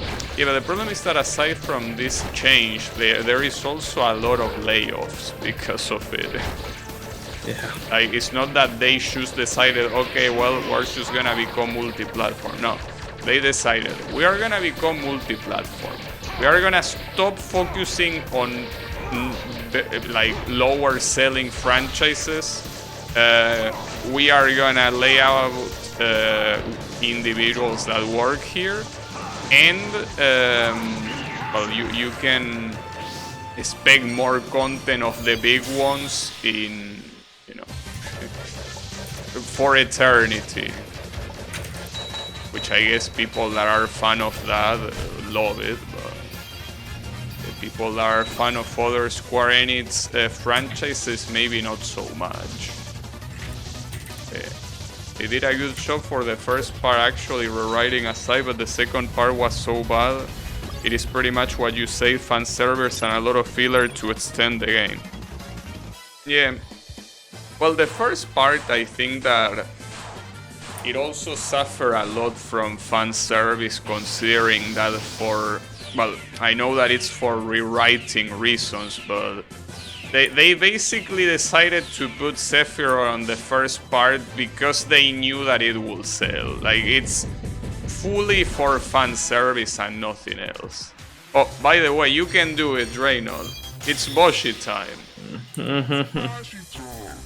Oh wait, new attack? Oh, it starts with a different one. It's just that the order is random. So yeah, very fitting Not for again. Boshi. Uh-oh. Damn, you dodged that. Well, I might... No, it bounced. Yeah, those bounce. Well, that's painful. I think every bullet bounces, so... Damn it. Yeah, it's okay. I can't believe I got owned by that. That's so stupid. That's a teaching moment, right? I mean, it's a matter of learning until it comes naturally, right? Yeah. So I'm surprised that we only got twice to Boshi, and by we I mean you. That's already like 100% better than last stream, right? Well, yeah, technically, because instead of getting there once, we got there twice, but by a technicality, yes, but I will say that it's still quite bad. It's fine. I'm not in a hurry. Yeah. It's so confusing to see Draynoth getting hit by Gabi's RNG and still surviving. Yeah, it is a shame that it doesn't synchronize better, but... Yeah. The other... I mean, I don't know what it is, but today especially, it seems like the synchronization is like especially bad. Because like the boss, like Bright and Shine, we get like completely different patterns on that boss. Yeah. So, that's like really weird. Yeah, it is the way it is. It's like, I feel like the issue is that, well, I mean, I guess it will be harder for only a developer. It would be cool if it implemented like rollback netcode here, because I think this type of netcode is basically the don't give a fuck netcode. By that I mean that if there is a synchronization issue, it doesn't get corrected, it remains there, but there are obviously no packet losses or anything because on both ends the game just keeps going, right? Like, so you don't have any connection issues because you don't stop for anything, which for rollback or delays-based netcode you have to. Oh, there goes that. I died for a moment. Yeah, that curvy pattern is fucked up. I feel like it's easier if you are closer, but I didn't. I think this pattern is static, if I'm not wrong. I have no clue, but hey, you got at least Tuboshi again. But yeah, I gotta get the Dark Boshi at the very least, like you did. Yeah, you remember that every bullet bounces. Like, well, those are will not now. bullets, but yeah. Every golden bullet bounces. These ones you don't need to jump, you need to be in between. Well, and then here you know what to do. Watch the funky desync happen here. I don't know, well, I mean, I'm seeing obviously that you're just stepping on... Well, yeah, I see you stepping on the platforms, but from lower. So yeah, there you go. Alright, Dark Boshi. I think that you're fighting against BBF here. I wouldn't fight against him. Yeah, it wouldn't He's be my bro. Wouldn't I be trust him with my life. Yeah, would be a very bad idea. But yeah, the hard thing I think is the part where he starts shooting shurikens at you and you have moving platforms, which is I think after this. You have to constantly jump between the platforms, but you also have to jump to dodge this blue shuriken, so that's very hard to do. It's not like the pattern is hard, but it's the... Oh, this is a new pattern? He also does that, that's fucked up. At least he's taking some damage now. Die, dude! Die! Even the music started doing something completely different here. Oh. Fuck, dude. And now? No idea. Okay. This is not good. That's a Toho sound effect, by the way. I'm fucking dead. Wait, what are you supposed to do there? I think you're supposed to bait it because it's aimed. That's so fucked up. Having an attack like that at the end is such a shit move. Yeah, that was like an insta-gip because I wasn't expecting it, so... Yeah. Well... Now, what I wonder is, if you're both alive, who does it aim at? Probably alternates like some of the old... Like Shimakase alternates with the you are too slow, so... Yeah. So we should, like, if we do that, we should both run to the left. Yeah, and then try to bait it from there. Yeah, exactly. But that's well. First of all, congratulations for getting that far. But yeah, that's super fucked up, dude. Yep. You're supposed to not get lured to the corner. Yeah, it's pretty easy to say it now. Yeah, bro, just don't get hit. Yeah, exactly, bro. Just dodge the thing. It's just if you don't expect it, it's like very easy to fall for that. So. Yeah. I mean, I don't know why it even stays on the screen, because if you do it the way it intends you to, staying on the screen wouldn't really make it harder. Like, you will just leave that in the corner and you have the rest of the screen for you, so... Seems like another choice all around, but yeah.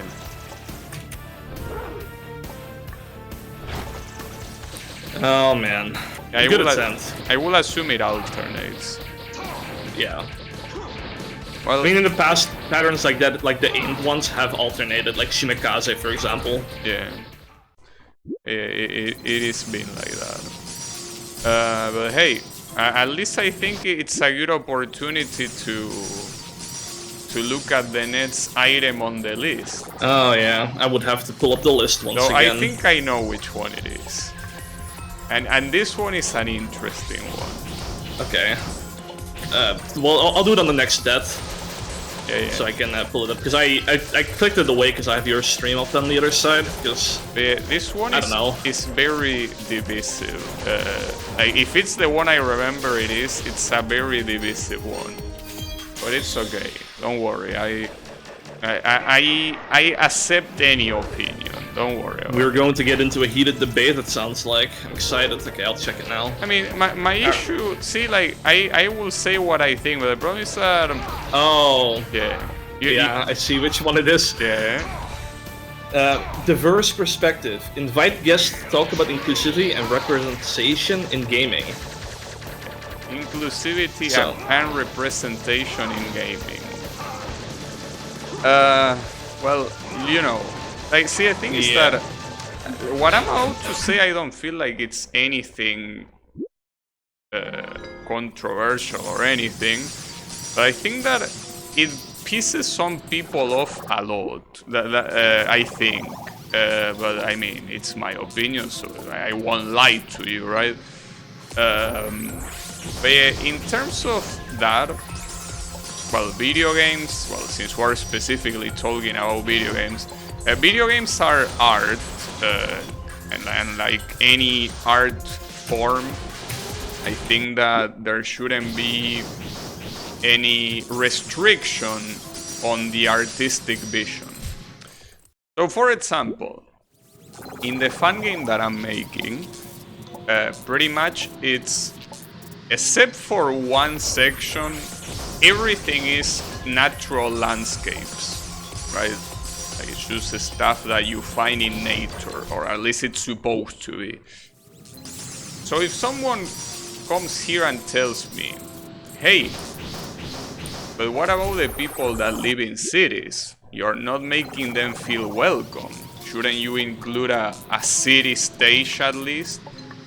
No, I don't want to, because my game is about the kid venturing in a natural environment, because that's what I want to do. I just feel like doing that.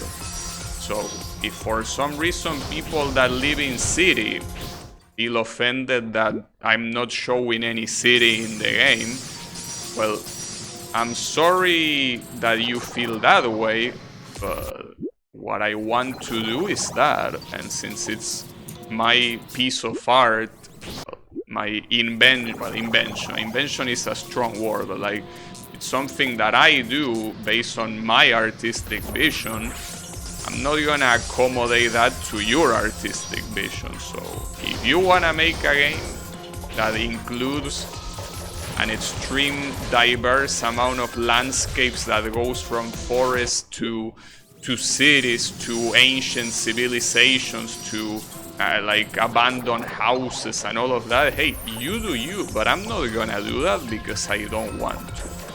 So that's what I feel about in that topic. Obviously it applies to any art form, but since we're talking about video games, I will say that applies to video games. If I make a video game, I don't want anyone to tell me what to put in it or what to not put in it. So yeah, that's my stance on the subject.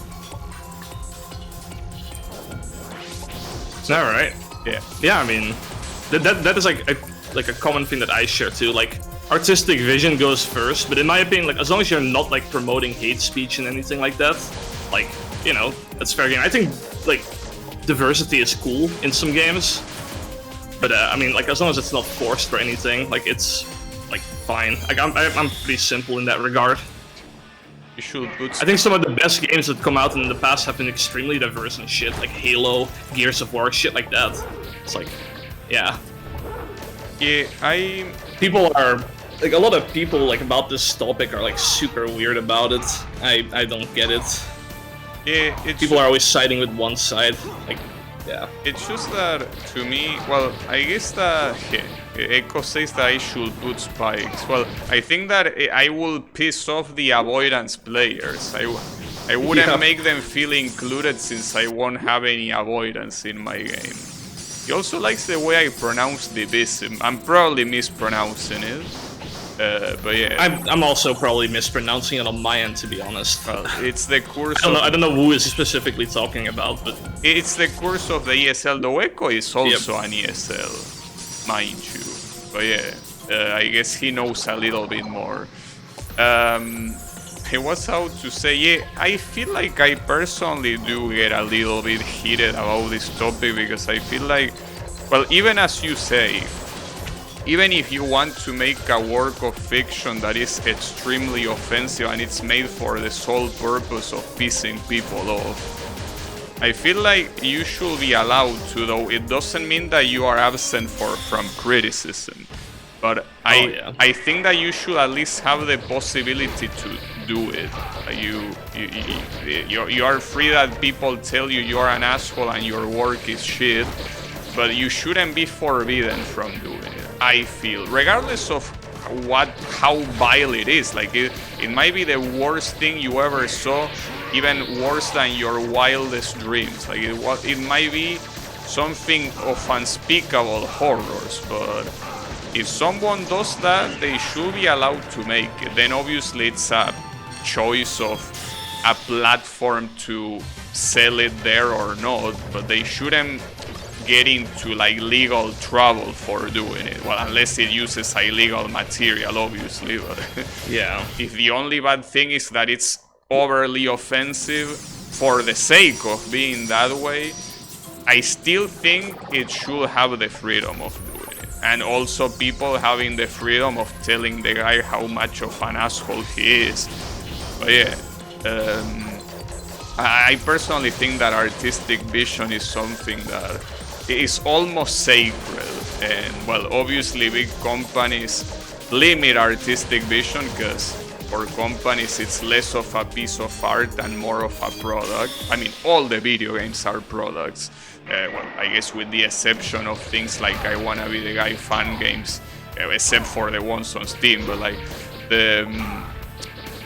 even if all of them are products, well, as we were saying earlier with indie games, you have people that do what they want to do, and even though some of them do have publishers that might tell them some stuff, it's mostly the unadulterated vision of the director that is also the one that calls the shots in indie development, right?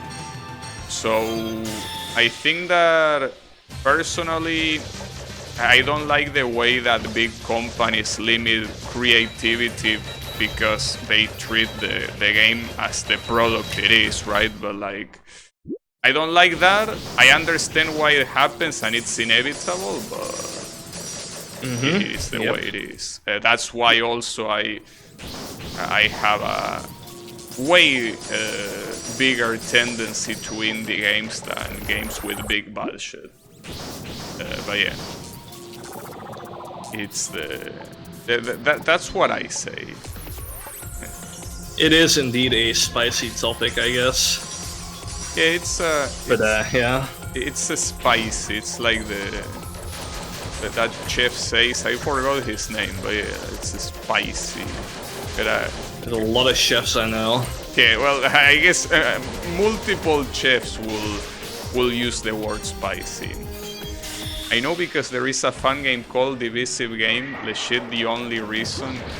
Yeah, we probably all have reasons like that for knowing English pronunciations, indeed. But yeah. Have you changed your minds with Zelda? Thankfully not.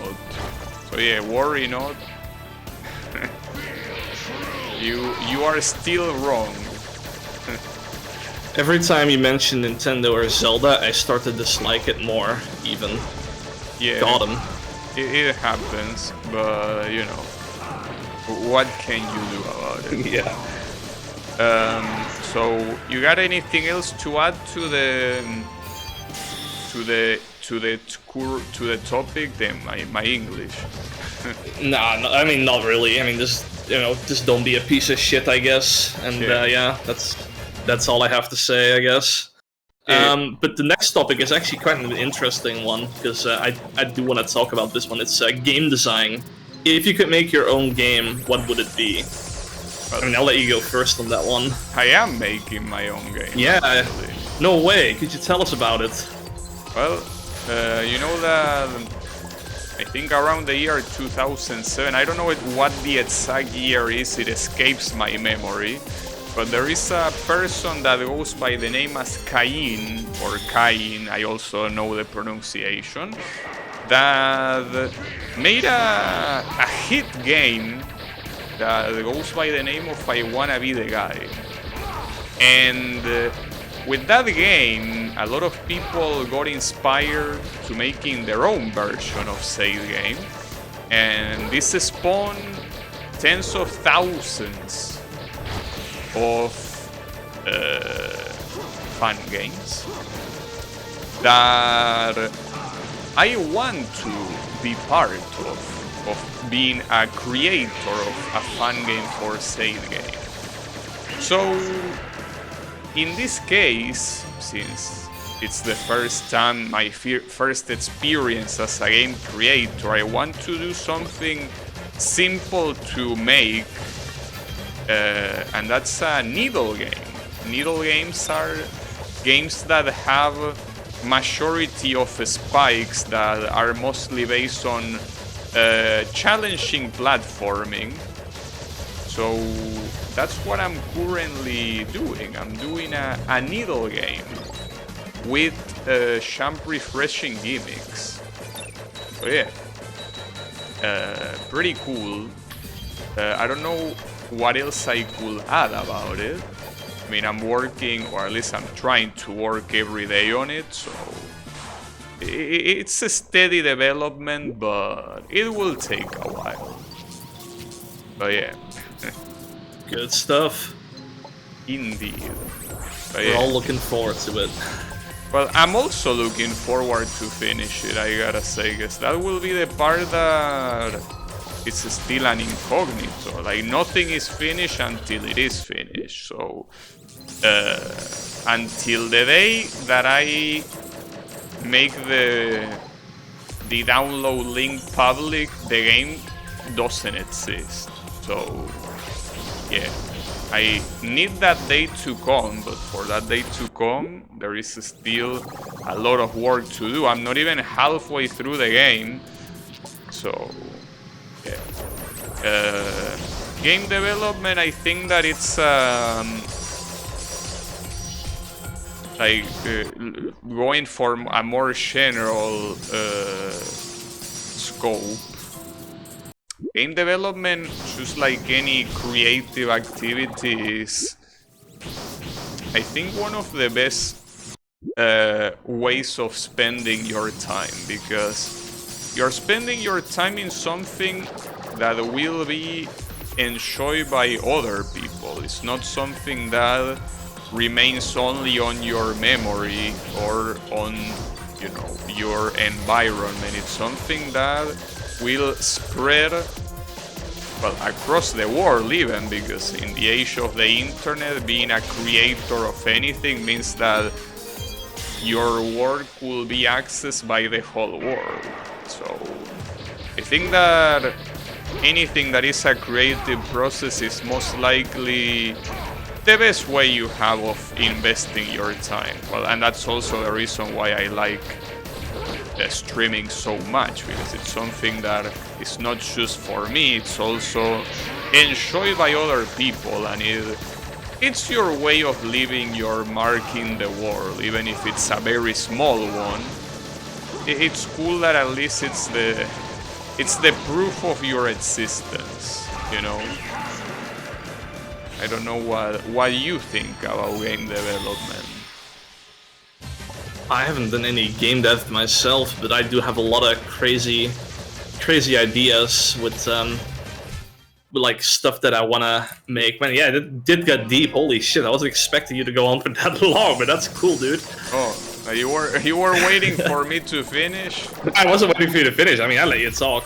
I wasn't expecting that at all. This came out of nowhere, right? Well, I was mostly because I didn't want to disappoint your expectations, since you were looking forward.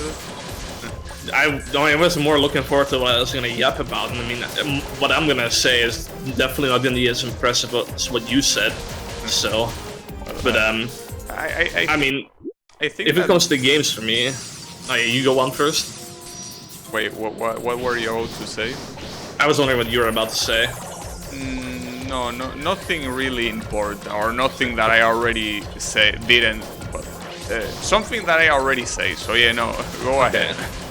So most of the games that I want to make and stuff that I want to work on, a lot of it came to me in a dream. Yeah. That's the thing with me. I mentioned that as well before, like a few streams ago, I think. I don't know when it was, but yeah, one of the things I wanted to do, for example, is mod Super Metroid enemies into Subnautica. That was like one of the things I wanted to do. Yeah. But if it comes to like entire games, I had this like sick idea for a battle royale game, where it's like, like PUBG, right? Where it's like you have the circle that closes in on you and eventually like kills you and stuff, so you have to like move in with it. What about instead of that, there's like a water level that rises, so eventually you have to fight in like submarines and stuff, and like use harpoon guns in the water and everything. Wouldn't that be sick? Well, there is a game that actually does that. Well, that part about the water rising and you needing to move out. It's Worms Mayhem on the PS2. When you time out the match because you've been taking a lot of turns and no winner have been decided, the water level rises per turn, and basically you have to find shelter and fight on high places, and at some point the whole arena gets flooded and there is nowhere to go, so basically the one that is lower dies. But yeah, it's something that you could check out because it's pretty cool. Yeah. Now, don't steal this idea, by the way, anyone. This is an original idea by me that I will be making a reality at some point if I have the budget for it. Well, I don't know about that. Well, Sirpion here says that all Worm games don't do that. Not the first one. The first one has sudden death, but the sudden death is reducing everyone's HP to 1. Not raising water. So, almost, but not all of them. But yeah, how is it going, Serpion? I have a few other dreams that I had about games and stuff. I don't know what's wrong with me. I dream about video games sometimes. Like sometimes I dream about playing video games. That's how like brain rotted I am. But that's common to do. It's nothing out of the ordinary. I do remember also dreaming about ideas for video games, but I don't remember them. And some of them I thought, at least when I woke, like when I was around waking up, I was like, damn, that would be so cool. But yeah, I wish I remember what it was about. Yeah, I have a lot of dreams like that too, where it's like not per se like about video games, but just like ideas and shit. And I would be like, okay, so I'm just gonna write this down. So if I ever want to make a game, I could take this idea that I had in a dream, I have like a whole list of things like that. Yeah, it's it's a good practice to take note of what you saw in a dream, because you're most likely gonna forget about it. Yeah. So yeah. I've had cases. This is like another funny thing. I've had cases when I was like playing a puzzle game. It happened with La Mulana once, where like I was playing the game for so long, and then I went to bed and I dreamed about a solution to a puzzle that actually worked. That's how crazy it gets for me. Well, it's mostly because when you're dreaming, your brain still works. Well, obviously, because otherwise you will be dead. But the thing is that, I mean, dreams is something that we don't really understand very much scientifically, but obviously dreams take from what you've seen and from what might be worrying you.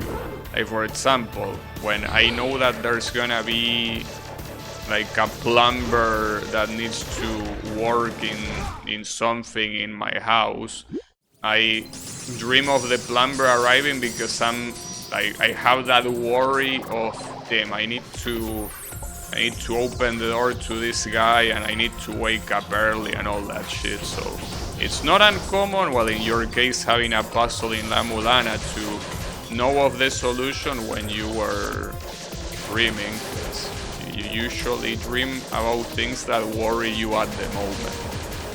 It's common, but yeah, we don't know much about dreams. Yeah.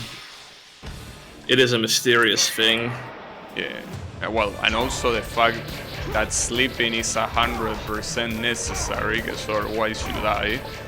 We also know exactly why that's the case. Why you cannot just inject yourself with stimulants and live off that, but you need to specifically sleep. But yeah, it has to do with the brain. Yeah, the brain is complicated. Oh yeah. I had dreams about I wanna be the guy Complicated, fun games in the past. Sometimes I dream up fun games that don't exist. Yeah, all that stuff is normal. Like, when you're into something, regardless of what that something is, you will dream of that something. You know, it's just the way it is.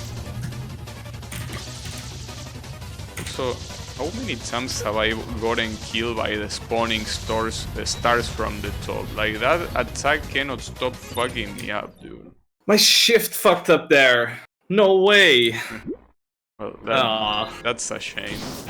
That hasn't happened in a long time. Or maybe I was just being bad. Maybe I accidentally double tapped it. I don't know if it was my. Oh, or maybe it was happening, but we were just very. Yeah, I'm just gonna blame that. Actually, you're right. I agree. Fuck the shift key. No, it actually is broken. So yeah. Yeah. It's gonna happen again for like the next 5 minutes or so. It's alright. But yeah. Wait, what was the topic? I forgot. It was just game design. Like, if you could make your own game, what would you do? Okay. Anything you wanna add? I mean, one game overall I would make is just like a combination of like all the shit I've dreamed up. It's gonna be like the most stoner-ass game ever, though. Yeah, I remember you saying that. But yeah, the issue at that point is basically getting the team to do it. Because doing everything yourself can be a little bit impossible. A little. Yeah, I don't know. I'll try what I can if I ever commit to like making games and shit. Yeah, trying is what matters. Like, yeah. Just start from somewhere. I think it would be a good start to make like a game design document.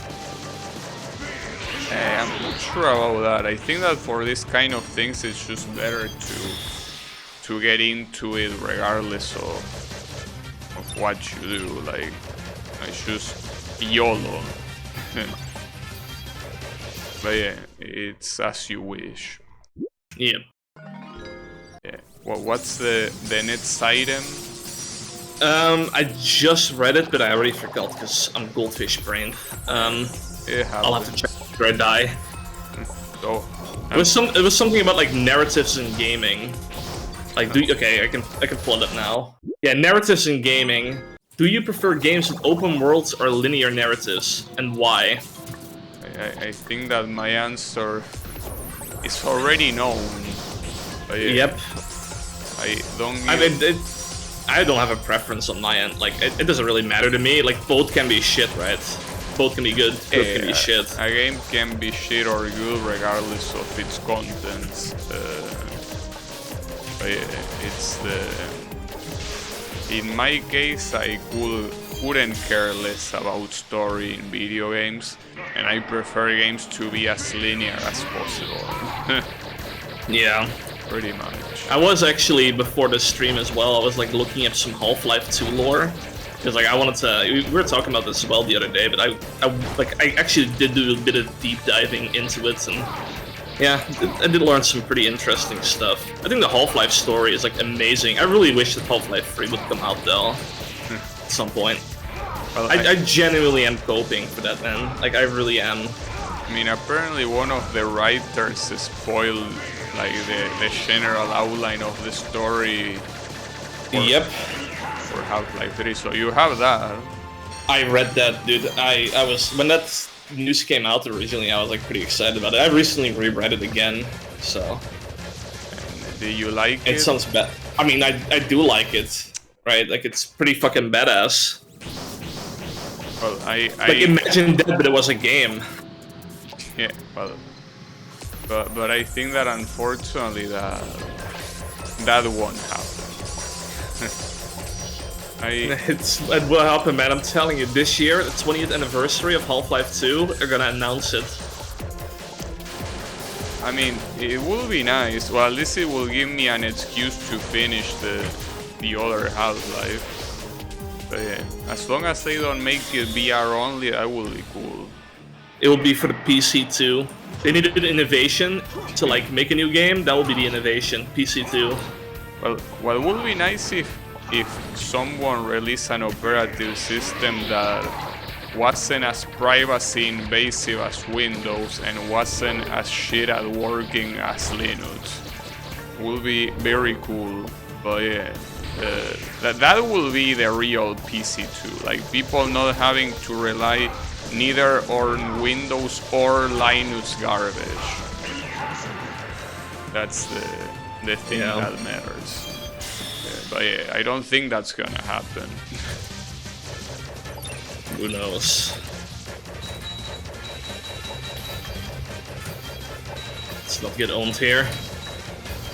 I don't know, like this aim stars attack is so fucking shit. They were all aimed at you, luckily, while I was chilling back here.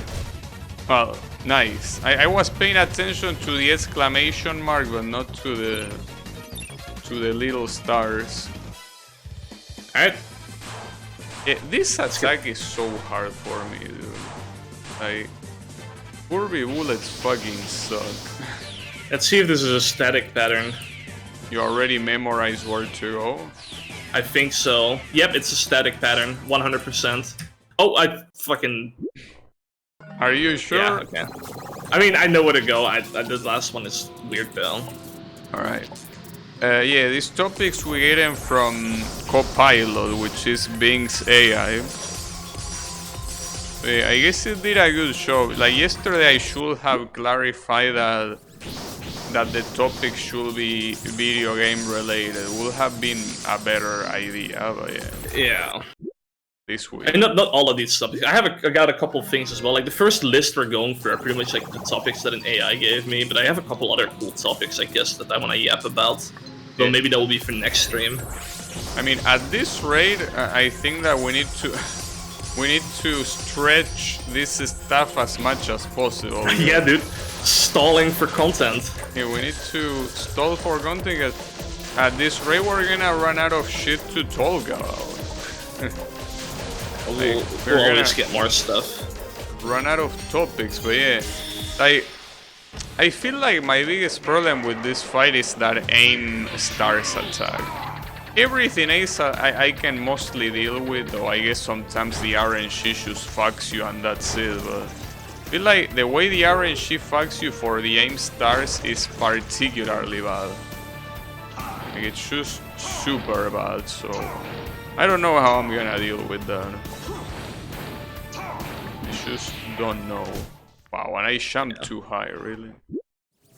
But yeah, it's and I think the worst part is not knowing what the last attack is gonna be, though. At least, I guess the positive part is that last phase looks like the last phase. I mean, we know the first attack and we know how to avoid it now, which I think no matter what would have happened, would have gotten insta-get by that, like, whether we got there. I wouldn't be so sure if we know how to dodge it, though. I mean, it looks pretty simple. You just bait it, like, from left to right, and you just go between the bullets. But I don't know what happens afterwards, right? So, like, we'll have to figure that one out. It will be hard, though, that's for sure. But yeah, I mean, at least I'm psychologically used to this sort of shit. Like, Soul Green made me used to this shit. but we are getting better though. Like we're getting Dracula and Bright and Shine much more often. Yeah. So it is getting we're getting better. That is for sure. There is progress, but yeah, I feel like it's very hard to progress on the aim star attack. Like, it just refuses to happen. And even that, I feel like I'm getting better at that one, personally. I think I still need a little bit of progress. Well, and then after that, there is the issue of the... Ooh, that was good. Of the curvy bullets that the boss itself fights. That they are super annoying. And you have a lot of room to dodge, but it feels like it's just not enough. You can full jump over the moon, but you can't full jump over the sun. Which is weird, because I always try to full jump that, but it doesn't work. You gotta double jump that. No, I think the worst combination is the sun shooting that projectile and the stars spawning at the same time. Like, Yeah, I don't know what this one. guy was smoking when he thought of that combination. I think the original Bright and Shine was like that as well. I don't remember because usually Kirby bosses took me like one attempt at most, with some exceptions. Sorry, I mean at least like in Camellia Free. That's what I meant. Oh, okay. Well, I don't know about the original fight in Kirby, or even in the game that Camellia took it from. That's I know in Camellia that is like what they do, but I think it's even more bullshit in that game. I will believe it, yeah. Yeah. That whole fight's kind of bullshit. It's a cool fight. Like, it has like a cool avoidance section at one point, but it's like one of the mechanics in that fight is like a dice roll and you get like random platforming, and some of it is like awful. It's like, oh, you have to do a corner jump in the middle of the fight, and some of it's like very easy. It's like so stupid. Yeah, it's, well, I think that anything related to Camellia can essentially be called like that. I think it's a very overrated game. I really do. Well, I know that's not. I don't think that's a popular opinion, but I mean, it has good production value. But man, is the platforming just like uninspired in my opinion. Well, it's something that I told you before, but I just have the feeling that, I mean, it's understandable why it will be that way, but if your game has production value, a lot of people are very happy to completely overlook its obvious flaws. Well, obvious and I guess sometimes not so obvious, but yeah, production value is such a huge booster to any fun game. Oh yeah. And yeah, it is. Well, that as I say, like, I feel like if that game I won a Cloudburst or whatever the fuck it's called, if that game didn't have the production value it had, I'm pretty sure it wouldn't have that reception at all. Like, I'm pretty sure that the game will be at like a 5 or something. But again, it's understandable to celebrate production value because these people are putting a lot of effort into stuff to be played for absolutely free. So celebrating that sort of stuff, I don't think it's a bad thing, but I just feel like if it was the same game but with less production value, yeah, it wouldn't be received the same way. But, yeah. But at that point, obviously, we're doing the alternate universe stuff, so yeah. Medleys of screens from games with added diagonals and corners. Yeah, I think that's what Camellia can be summed up to be. He nails it dead on. That's basically all Camellia is. Like the buffs they added to the screens, like they're uninspired. They're just like, you know, I don't know. I don't like them. Yeah. Probably an unpopular opinion, but yeah, I mean, I don't care. It might be, but here Barfy Ace came with the raid. How is it going, Barfy Ace? We are just here struggling with the same shit that we were struggling yesterday. But this is something that, you know, it was bound to happen. And here Leveling is saying that he loves the Camellia hate. Ah, man. Well, how is it going, Leveling? I wish I could hate on it, but I haven't played any Camellia games, so I cannot really hate on them since I haven't played them. So, well, Draynoth can, yeah. I actually haven't finished any of the games. I have played through them like quite a chunk. Like with Camellia 2, I think I got to Geezer, which is like halfway through the game or something. Camellia 3, I got past the first stage, so like that's pretty much it. But I did not have fun with it, so that's why I mainly quit. To be honest, Camellia 2 is so much better. I actually do really like that game quite a bit. The platforming still isn't great, but I do like the bosses a whole bunch more. Yeah. The only reason I quit Camellia 2 was simply because I got filtered by a geezer. That boss fight was hard. Geese. Yeah. Yeah, it happens. I think something you don't understand is how the world works.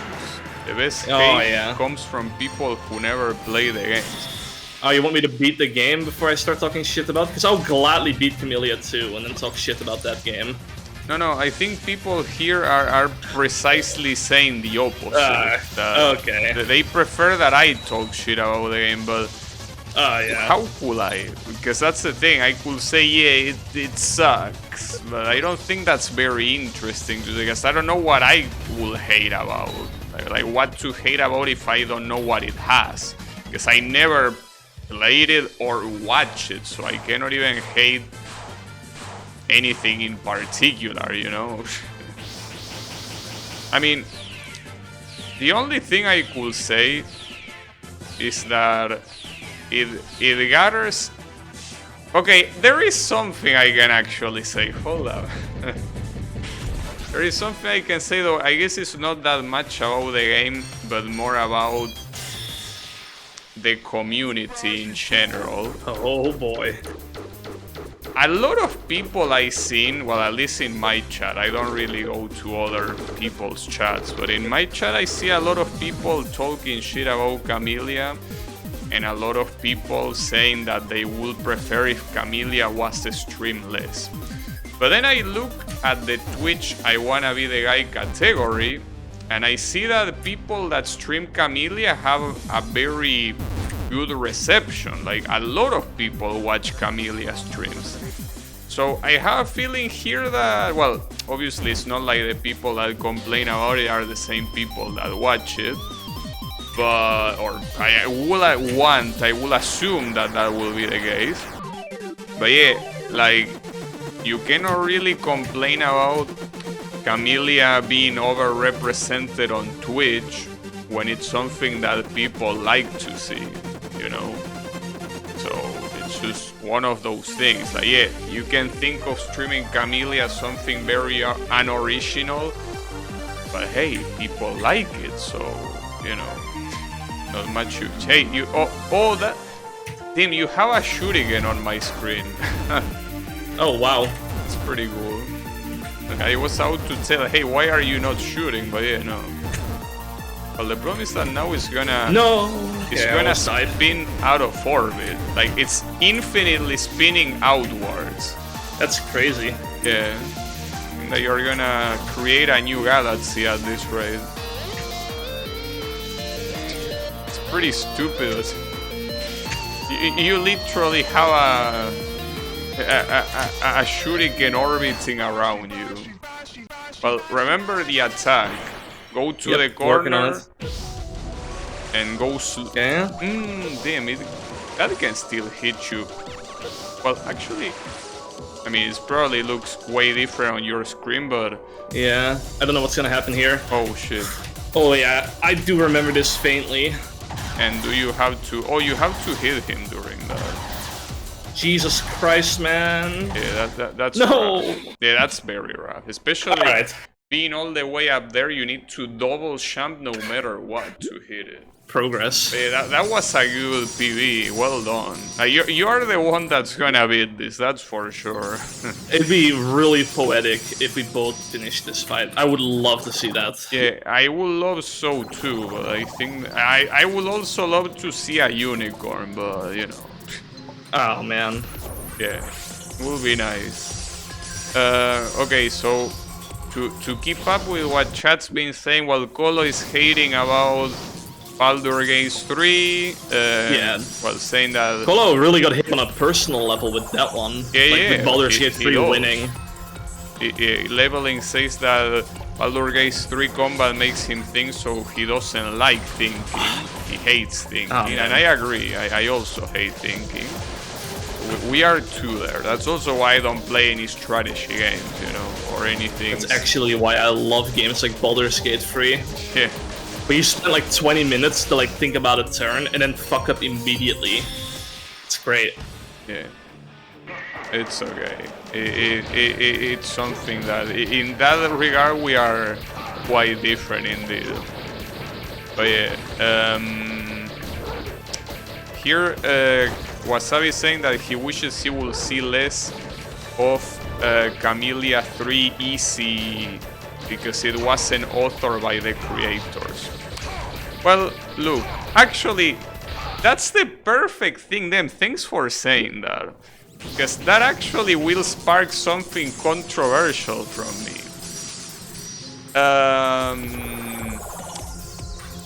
Nobody that is making fan games is asking for permission to the original sprite owners or music owners or anything from the games that these things come from. So I think it's quite hypocritical for someone that made a fan game to throw a tantrum that someone is taking shit from their fan game. Because that's what you do, but with other games. You could have the argument of, well, but those games are made by big companies and fuck big companies. And sure, I mean, yeah. I was gonna say, it's not even just that, but like Camellia takes from other games straight up. Yeah, right? well, like other fan games. Double hypocrisy. It's a medley game that, sure, might have asked for permission from those makers, okay? But like, I'm pretty sure that, you know, did the maker of Camellia contacted Sakurai to ask if he allowed Kirby to be in the game? I don't think so. And if he did that, I'm pretty sure Sakurai will say no.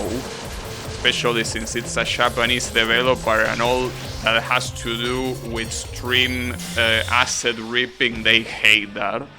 But yeah, I'm not sure what to tell you, bro. I think that that's hyper hypocrisy. You can't complain about someone taking away from you if that's what you do to make your game, you know? What if Miyamoto is a huge fan of Camellia Free? That would be cool. I would love to see these creators react to these games and be like, Tim, someone did that? Omoshiroi. Yeah, no, like, they can do that. They aren't legally allowed to do that. Like, if and they then they get Nintendo assassins sent to their house. Because that's the thing. If they acknowledge the existence of these games, they are kinda saying, yeah, it's okay to do whatever you want with our IP. I understand that these are made without like, they aren't made to make money. Like, they aren't made for profiting. But it's still a very gray area. Like, if Nintendo really wanted your fan game to be taken down for using assets, they could contact whatever website is hosting them to take them down. It's just that Nintendo has nothing to gain from that. Not like that stopped them from taking down fan games of their own games, but the point is that, like, this is a gray area. Nobody's a saint here. Like, technically, every fan game maker, what they are doing is by technicality illegal. It's just that it's one of those things that nobody gives a shit because there's nothing to give a shit about. It's a waste of time to give a shit about it. So, yeah, I don't know what to tell you, dude. I think that if you care of someone taking your fan game and making a derivative work of it without asking for permission, I personally, like, as I say, in my opinion, you gotta get your head out of your ass. But that's my opinion. Other people obviously don't think that. I just think that it's hypocritical. Just what I think. Rip the entire Japanese fan game community. It's okay. I mean, I know that the Japanese have very strict views of things. Like, for example, piracy for them is a crime that, well, for some of them, it's a crime that is comparable to, I don't know, putting a gun in someone's head. But yeah, like, what you want me to tell them? It is what it is. Permission for thee, but not for me. Yeah, basically, do as I say, but not as I do. But yeah, I don't know, dude. Like, I just think that it's silly. I cannot, like, I cannot think of a logical reason even. Like, Because let's just say that it's a pact of gentlemen, right? Like the typical thing that is done because of tradition, because it's the way it's done, and it can be questioned because that's the culture of the community. Okay, I still think it has no logic. Obviously, you can, call me a tourist or an outsider or whatever, or having something that is like that goes contrary to what the community in its majority thinks. But I will want for someone, if there is any logic, because maybe I'm missing something, to explain to me the logic of complaining about someone taking from your fine game without permission. What's the problem with that? Like, I wouldn't do it, but that's just because I like respecting the small community's wishes, I guess, like the people that make these fun games. Like, I am, as I said earlier, I am of the kind of people that thinks fuck big companies, but if it's a smaller producer, I will have more respect. But that's still an illogical way of thinking that I might or might not have, but it's still illogical. So yeah, what will be the logic behind it, if any? Because I will want to know. Like, I'm not here to say no, you're wrong and make fun of you. No, genuinely want to see what's the way of thinking behind such an idea.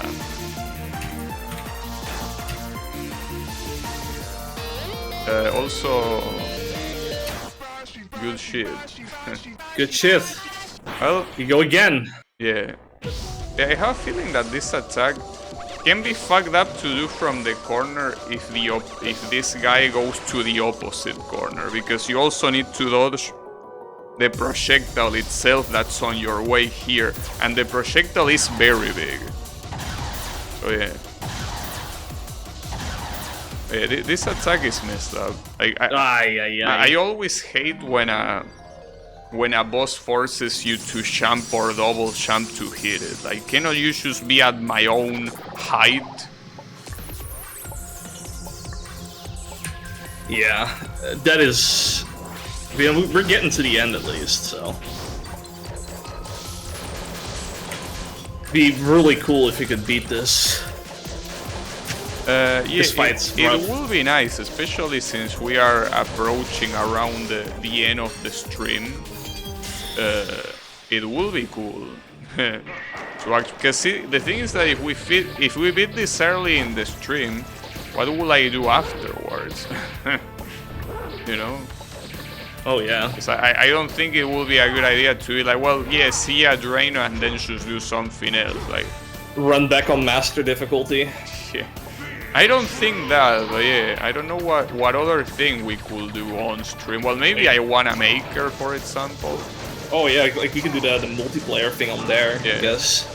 At least we could just play some random shit there. Yeah. Would be nice. But yeah, the question is if that's gonna be a thing, because if we beat this now, it won't be a thing. But if we beat this tomorrow and it's like around the half point of the stream or earlier, we will need to do that. But you don't need to, but it's a suggestion. Yeah, I don't care, even if you toss me away, like, whatever, man. I think that I'm used to being treated like trash. Huh. No. Here we... Unless you're Street Fighter 5, I'm not gonna treat you like trash. But yeah, then again, it's good to treat trash like trash, so Street Fighter 5 indeed is being treated like it should. But yeah, in any case, I really wonder about the future of co-op streams, because, well, not co-op in itself. Like, it doesn't have to be co-op, but just having, well, I don't know if also you could call it collab streams, because technically you aren't streaming, so I always feel like saying the word collab makes it feel like it's like a professional thing. yeah. Like it's like a professional collab. Me and you are playing this game, and it's like, you know, I don't know. Yeah, That's always what the word collab feels like to me. Yeah, I understand the connotation. It's definitely there, but I think that I don't know what other word I could use.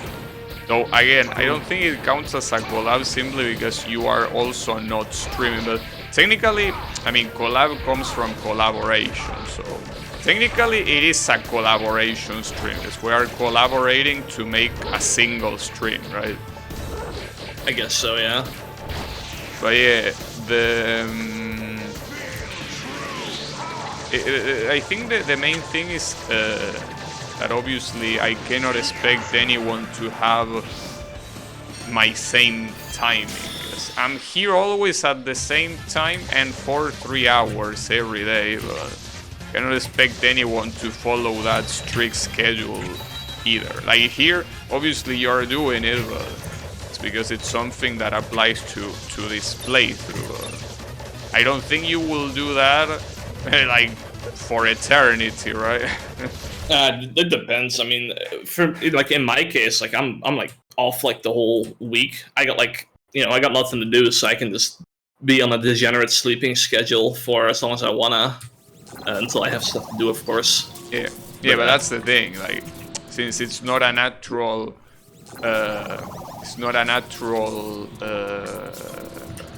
what's the word? A natural. Well, I guess a schedule for you. It's not something that can be done no matter what. Though, see, with Yami, technically that will be possible. Because Yami has a similar time zone to me. So technically, if Yami wanted, he could be on this stream every day. Well, he's already doing that. I mean, being on the stream and not on the chat. He could do that. Well, Kael could do that, though I haven't seen Kael these days on the chat, I mean, but technically Kael has the same time zone as I do. Yannick also does. So yeah, those are the kind of people that, assuming they don't do anything else on that time, will theoretically always be on every single stream. But yeah, that will be quite a shift, because I think that a lot of games that I play, I kind of like to present them, to present them, right? Like, that's the word. To be like, well, there is this game that is this, and that. Like, for example, the cruising games, right? So the cruising games, I'm like, well, you have this game, Cruising USA, came out in the Nintendo 64. It's about going from coast to coast and all that shit, you know? And I think that doing a stream like that with someone else wouldn't really be a good idea. Because, I think that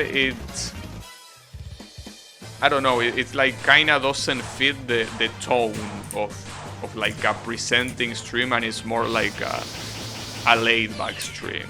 I guess it's hard to explain with words, but that's also another thing. Maybe I don't need to do any of these presenting streams anymore and just take it easy, you know? But yeah, cruising. Well, it's Boshi time, good luck. I got Boshi on lockdown. This is easy now. Yeah.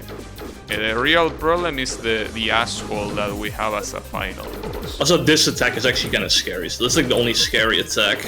Well, the RNG can fuck you up quite a lot there, yeah.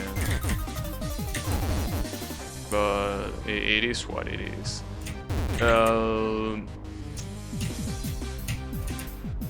Pretty weird to see this and see like you just going through spikes and everything. I wonder if I can hit Dark Boshi during that transition and like do some extra damage, but I don't know. I don't know. We'll have to try it at some point and Maybe Probably die figuring it out. maybe it doesn't even have a hitbox, I don't know. But yeah, the thing is that... Well, you're probably not thinking of this, but just in case you're somehow thinking of it, don't throw on purpose just so bold we get to the end, you know? I'm playing to win. Okay, I'm glad. I know that you are not the kind of person that will do that, but just in case, it will be nice if we finish both in the final boss, but it will also... Before we started the game, I even asked you, and I was like very specific about it. It's like, do you want me to like slow down so we at least both get the experience to fight and anything? Because like I have a bit more experience with this, but you already said like, nah, don't do that. Fuck this asshole up, please. Let us be free from this asshole, if it's possible. Yeah. But yeah. Oh no. It's okay, you have some time. Well, theoretically though, you can fall to the bottom and still not die, assuming you champion. Oh, what is going on? Oh no. Oh, nice laser. And if you go to the top, you die. Huh. Wait, is that a time limit thing? Definitely looks like it. Nice. Please tell me that's it. Please tell. Wait, there might be a Do the Mario. Oh, there is. Nice. That's well done. Fucking go. I got carried again. Unbelievable. Oh, well, you got to the Bashi stage at least, right? Like you got to the end of that too. So you still did pretty well. Like your PV was still pretty far in. Yeah, I guess. Oh, and we're in the level selection. Oh, look, there's a death count. It says, well, I'm blocking it, but it says 1,731 for me and 1,391 for you. Cool. Well, that's some mugging, I gotta say, indeed. Oh, yeah. But yeah, it's, wait, is there something on the right? There is. Secret boss. But wait, doesn't it say Shimaka? Or maybe these are the warps to those, I guess. And then there is an N. Is this the final boss or what? Press T? What the hell? Wait, and what do I do with it? Like... I turn into Mario and... Wait, where do you go? Oh, there you are. Oh, wait. What does this change? Like, you can... You can be... We're small now. Yeah, but like, that's it, right? Well, do you want to know? Yeah. Alright, well, do you think we're done with this game? I don't know. Hell no. Uh-oh. Remember the beginning of the game, towards the left, what we saw. Oh, shit. Please press F1 to return to the portal room. There is an extra level. Wait, what's happening? Huh? Wait, hold on. I don't know. Oh shit. There it is. Does this count as Gabby beating the game too? That's a good question.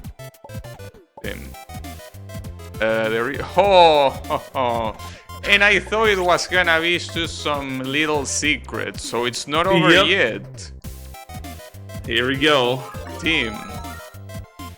Well, that's fucked up because you will have to know when to be small and when to be big, though.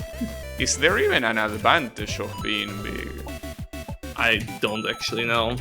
Because you jump as high as when you are small, so having your hitbox be bigger doesn't seem like a very nice advantage.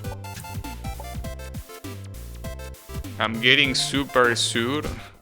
Hell no. Yeah, surely. The big Nintendo. Yeah, like that's the thing. Did these guys contacted Miyamoto? Not so sure. They got their permission. Yeah, I'm not Miyamoto approves. Yeah. Team Draynoth makes it to the halfway point. Hell yeah, brother. Team, the halfway point. That's an interesting way of putting it. So that's how it is. Team. And after that final boss, that quote unquote final boss, like I can expect all sorts of fucked up shit. But wait, are there secrets here? I don't think there are. I don't remember there being any, so. I mean, I don't know. Like, well, it also depends, because I don't know how many stages this things even has, so it will depend on that. Because if it only has one boss, like an extra boss, it most likely wouldn't have a secret or anything like that. But then it's actually far from being over. And I'm actually struggling with this as well for some dumb reason. It's been like I'm on like I've been in boss fight mode the entire time, and now I'm struggling because I'm actually having to like play the game. Oh my god, I can't do this. Yeah, the only shame is that the final boss I couldn't show with how you actually dodge attacks. Like, because obviously in my screen it looked like you were getting hit by everything, but I guess that with some imagination you can probably imagine that. Nice stuff. Yep. Here, you got a free teleport. Well, at least so far it seems that, well, this doesn't seem like it requires coordination. It's basically just picking up the coins and getting to the end of the level, so far at least. Yeah, who knows? The problem is that, as I told you, this is Mario, like, and it's bound to be painful, just the way it is. It cannot help itself.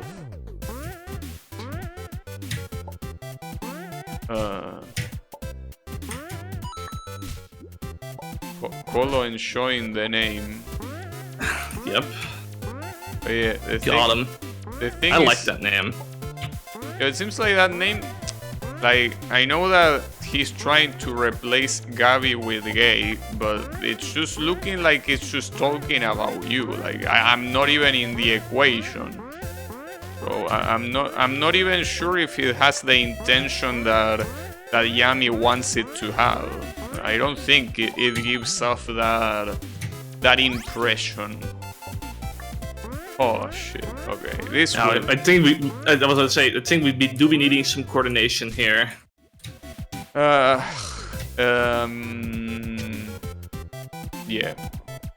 Yep. Well, actually, probably not, because whoever makes it to the blue electricity, well, to like the blue switch, not the electricity, can probably just stay there while the other one gets to the red one. So I actually don't think it requires any coordination.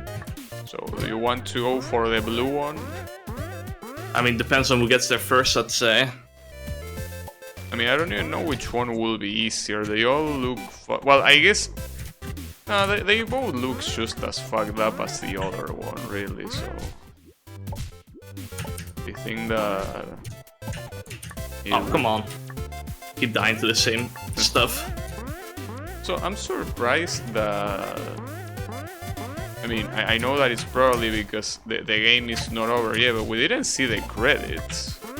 There was a credits portal in the hub. But why didn't it show up in the first place? It's like you have to opt in to watch it. We can watch it like at the end of the game, like once we beat this stage, I guess. Yeah, that will probably completion's sake. The most elegant solution in the like Hitman. Elegant solution, Asian 47. Okay. Yeah, but how do you do this, Sean? Oh, like this. Okay, hold up. Like, this is gonna take a while from me. I mean, it shouldn't though, because it's not really hard. Oh, this one I actually don't know how to do it. Can you bonk the spring here? Is it like possible? Yeah. Oh yeah. Oh, but this makes it one... much easier. Okay. Nice. Hey. Wait, hold on. You hit it again? Yeah, I can just keep jumping, so... Yeah, there we go. Nice. Well, that took less than expected, thankfully. Ooh. I can't shoot those. Okay, I guess I'll do the platforming here. Wait, what do I need to do? Hit the button. Oh, this button. We tried this. I don't know if, okay. That I think I have to drop it into the holes here. So I need to...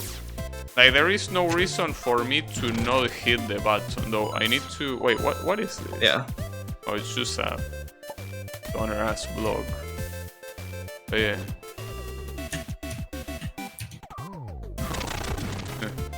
Well, there's only one more to do, so... So, how will you even get to that one, actually? Oh, okay. I got it. Because... Will hitting the block be enough?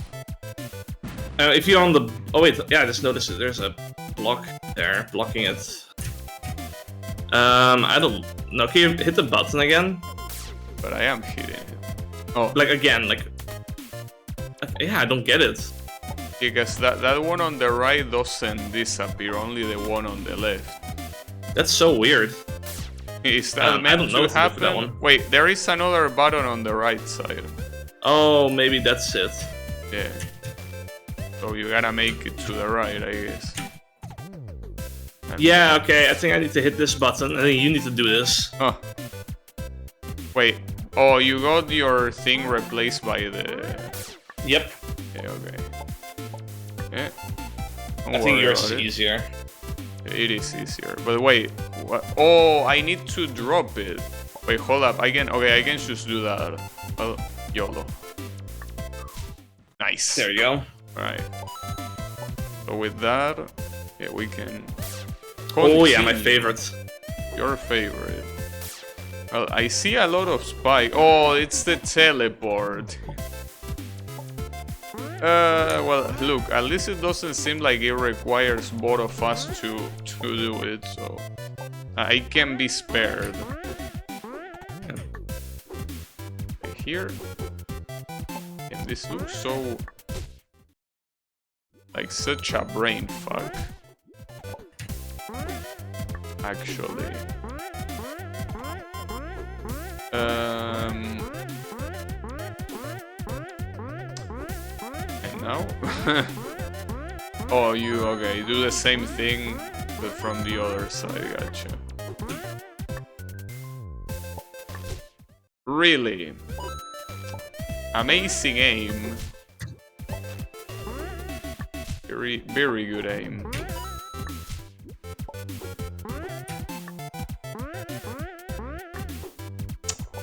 Really, dude. I love this kind of platforming, it's so much fun. I wish I could agree. Oh, I need to jump back for that. Oh, this looks like a tricky one here. I mean, you need to know, it's the same logic as the other ones. It's just Yeah. that last jump looks hard, yeah. This one is quite linear, like, there is no path split. Like, it's basically one big corridor, essentially. I mean, I guess that's cool, because it means that I don't need to do it, but, I mean, I'm trying, it's not like I'm sandbagging, but it's... Me and teleporters don't...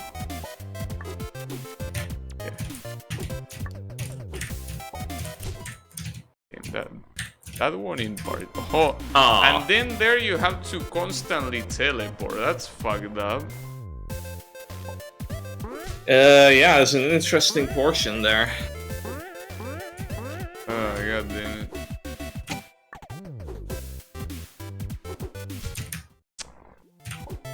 And the whole thing of, like, you said it once, but like falling and then immediately needing to jump is such a a shit fest to do.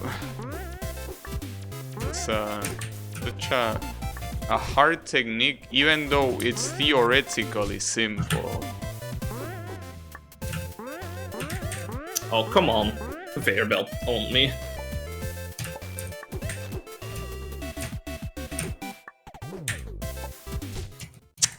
It's turned out to be a lot harder than I thought, even though this is like my jam, this kind of platforming. Is the champ that requires you to go back to make it. Like, this is the hardest champ to me.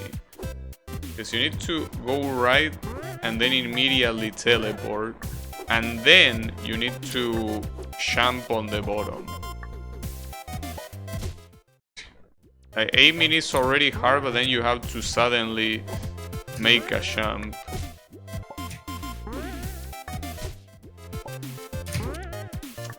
But at least, considering the way this stage is using the mechanics, maybe it's the only time that is gonna use the teleport one. Maybe. Hard to tell. I cannot do that. Like, that champ, I just cannot do it. Yeah, that's okay.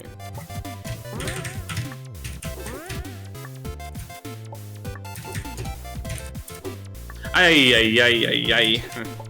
It's hard to gauge how far I'm teleporting. I mean, it's hard to do anything, to be fair.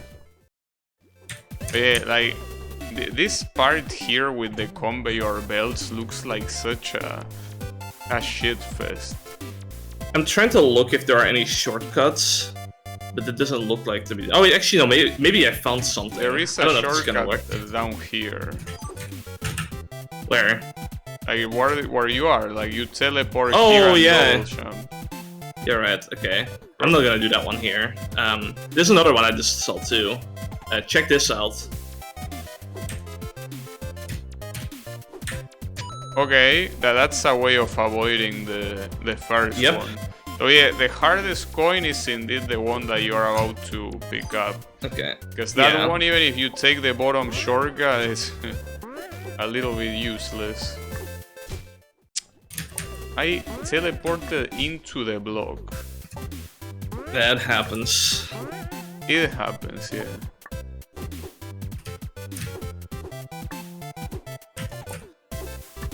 Right, so here... Okay, Hey, good shit. Well, the thing is that here it doesn't seem like it matters too much, because... Damn, this looks nasty. Yeah, that looks very nasty no matter what you're doing. Fuck. Yeah, teleporting is hard. He was almost there. That was close. Yeah, no, if you look at the one on the bottom, it's not that much easier in the first place. Though I guess... I think getting that middle coin is easier from the behind. Yeah. Oh, wait, actually, my... Hold up. There you go. There it is, okay. Well, but yeah, the one on the bottom looks very hard. The one on the bottom... Because those moving blocks with that little block in the middle are there just to fuck you up, so... Got it. Oh, you spam it, nice. Well, you can pick up the save. Nice. Mario! Oh shit, we have the Toad. Toad. Oh, there's a gate jump. A gate jump with piranha plants. That's, oh, I did it. And you made it? That's fucked up. Alright. Is that like... I don't know how hard that is. Actually, I want to try it again. Oh, okay, it's not that hard then. What's the button again? If I can make it, it's not that hard. That's how it is. That's... Yeah. Gotcha. It's easy. It's free. It is free. Okay. No, I think you have to... Actually, that one seems hard. Because you can double jump before the first turn. You need to You need to pass the zigzag with a single jump. Yeah, like that, exactly. Wait, Hey, what let's about go. this toe, though? What a piece of shit. Got him. Man, We love Mario Maker. what a pussy, literally. But yeah, like, what am I supposed to get there? Like the remote controller or Toad? Is Toad gonna kill me? You can now use the teleporter permanently. Is that a good thing? Wait, that's a Chaos Emerald. Oh, don't tell me. Oh no. Well, 5? That's disappointing. There should be 7. Alright. So... Yeah, now we have to find all the Chaos Emeralds. Wait, hold up. I guess. I need to get to that teleporter. Yeah.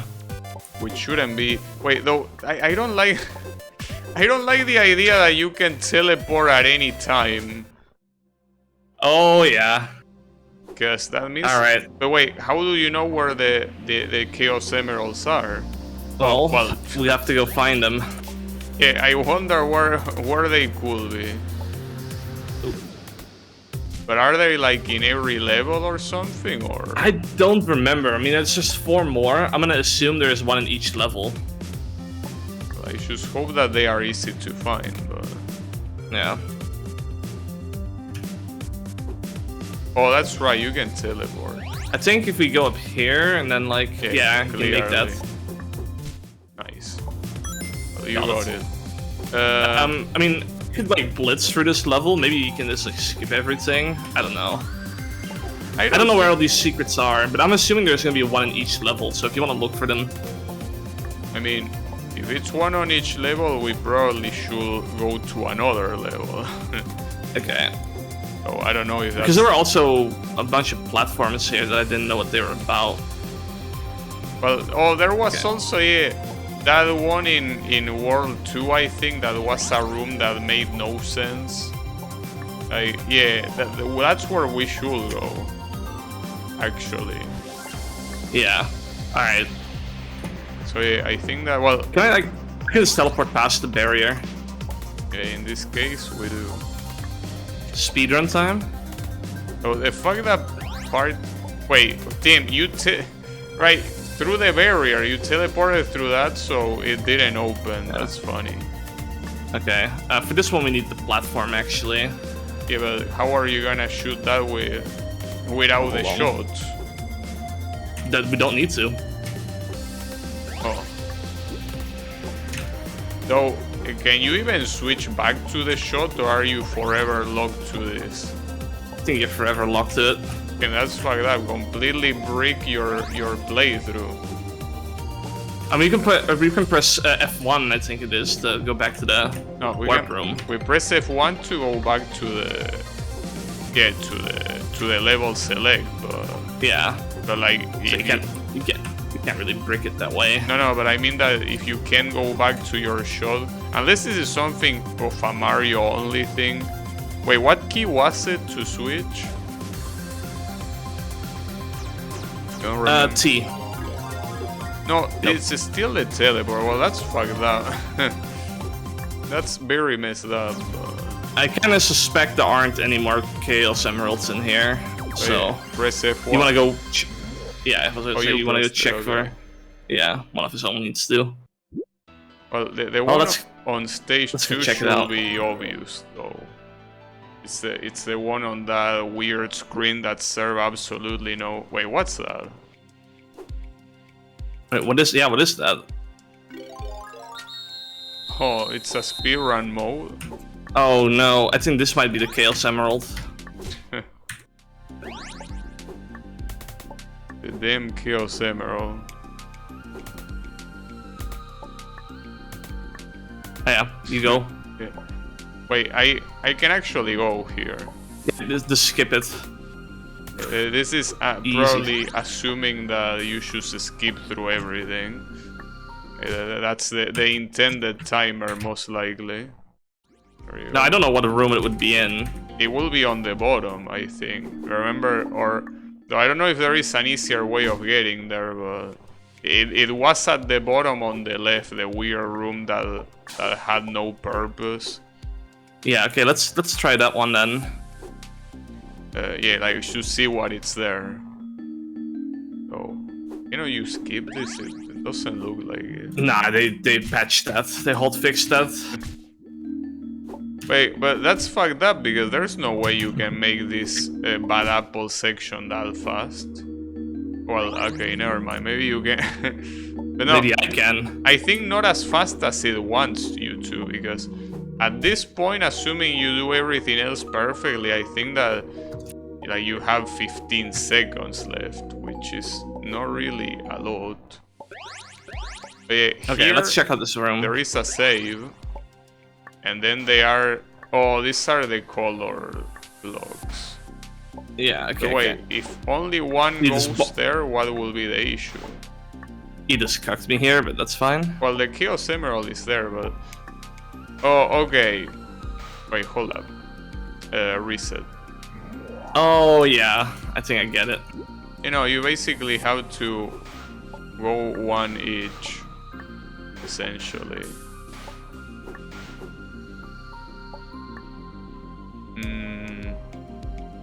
And then here... Yeah, I think you cuck me now. No, you can just jump up and teleport. Can I? Oh, it is Yep. enough, yeah. And that's enough to...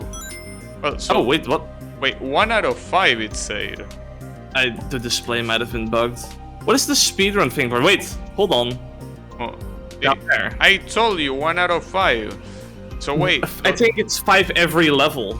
Tim, that's so fucked up though. Yep, that is fucked up. I guess we have to go back to stage 1 and get all of them. And I think the speedrun thing also is a gem. Wow, that is really fucked up. What the hell? Well, I think what we should do though is probably leave this for leave it for now and investigate what to do. And Gotcha, more importantly, if it even gives you something, because if the only thing is gonna be it's like, yeah, you got 100%, bro. Like, okay, I can tell you, like, it gives more content. There's Okay. more to do Well, once we get this. if that's so. the case, then yeah, but we will need to investigate, because I'm personally not a big fan of like going into secrets blind. Like, Yeah.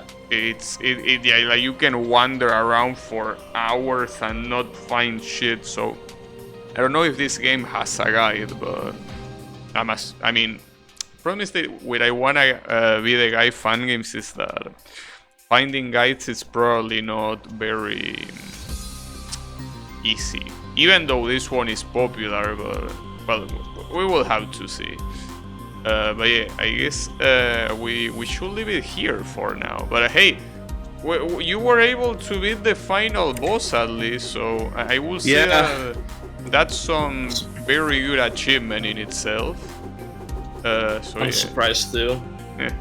Yeah, I mean, as the only boss that you didn't fully carry me was in Shimakase. Literally every other boss was a carry. And you believe that.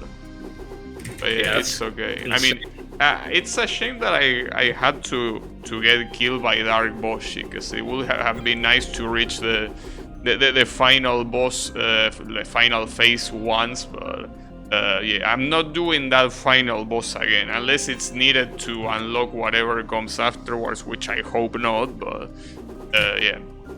Well, I guess that's gonna be it for... wait, I'm pressing F2 on the wrong place, it's here. That's gonna be it for me for today.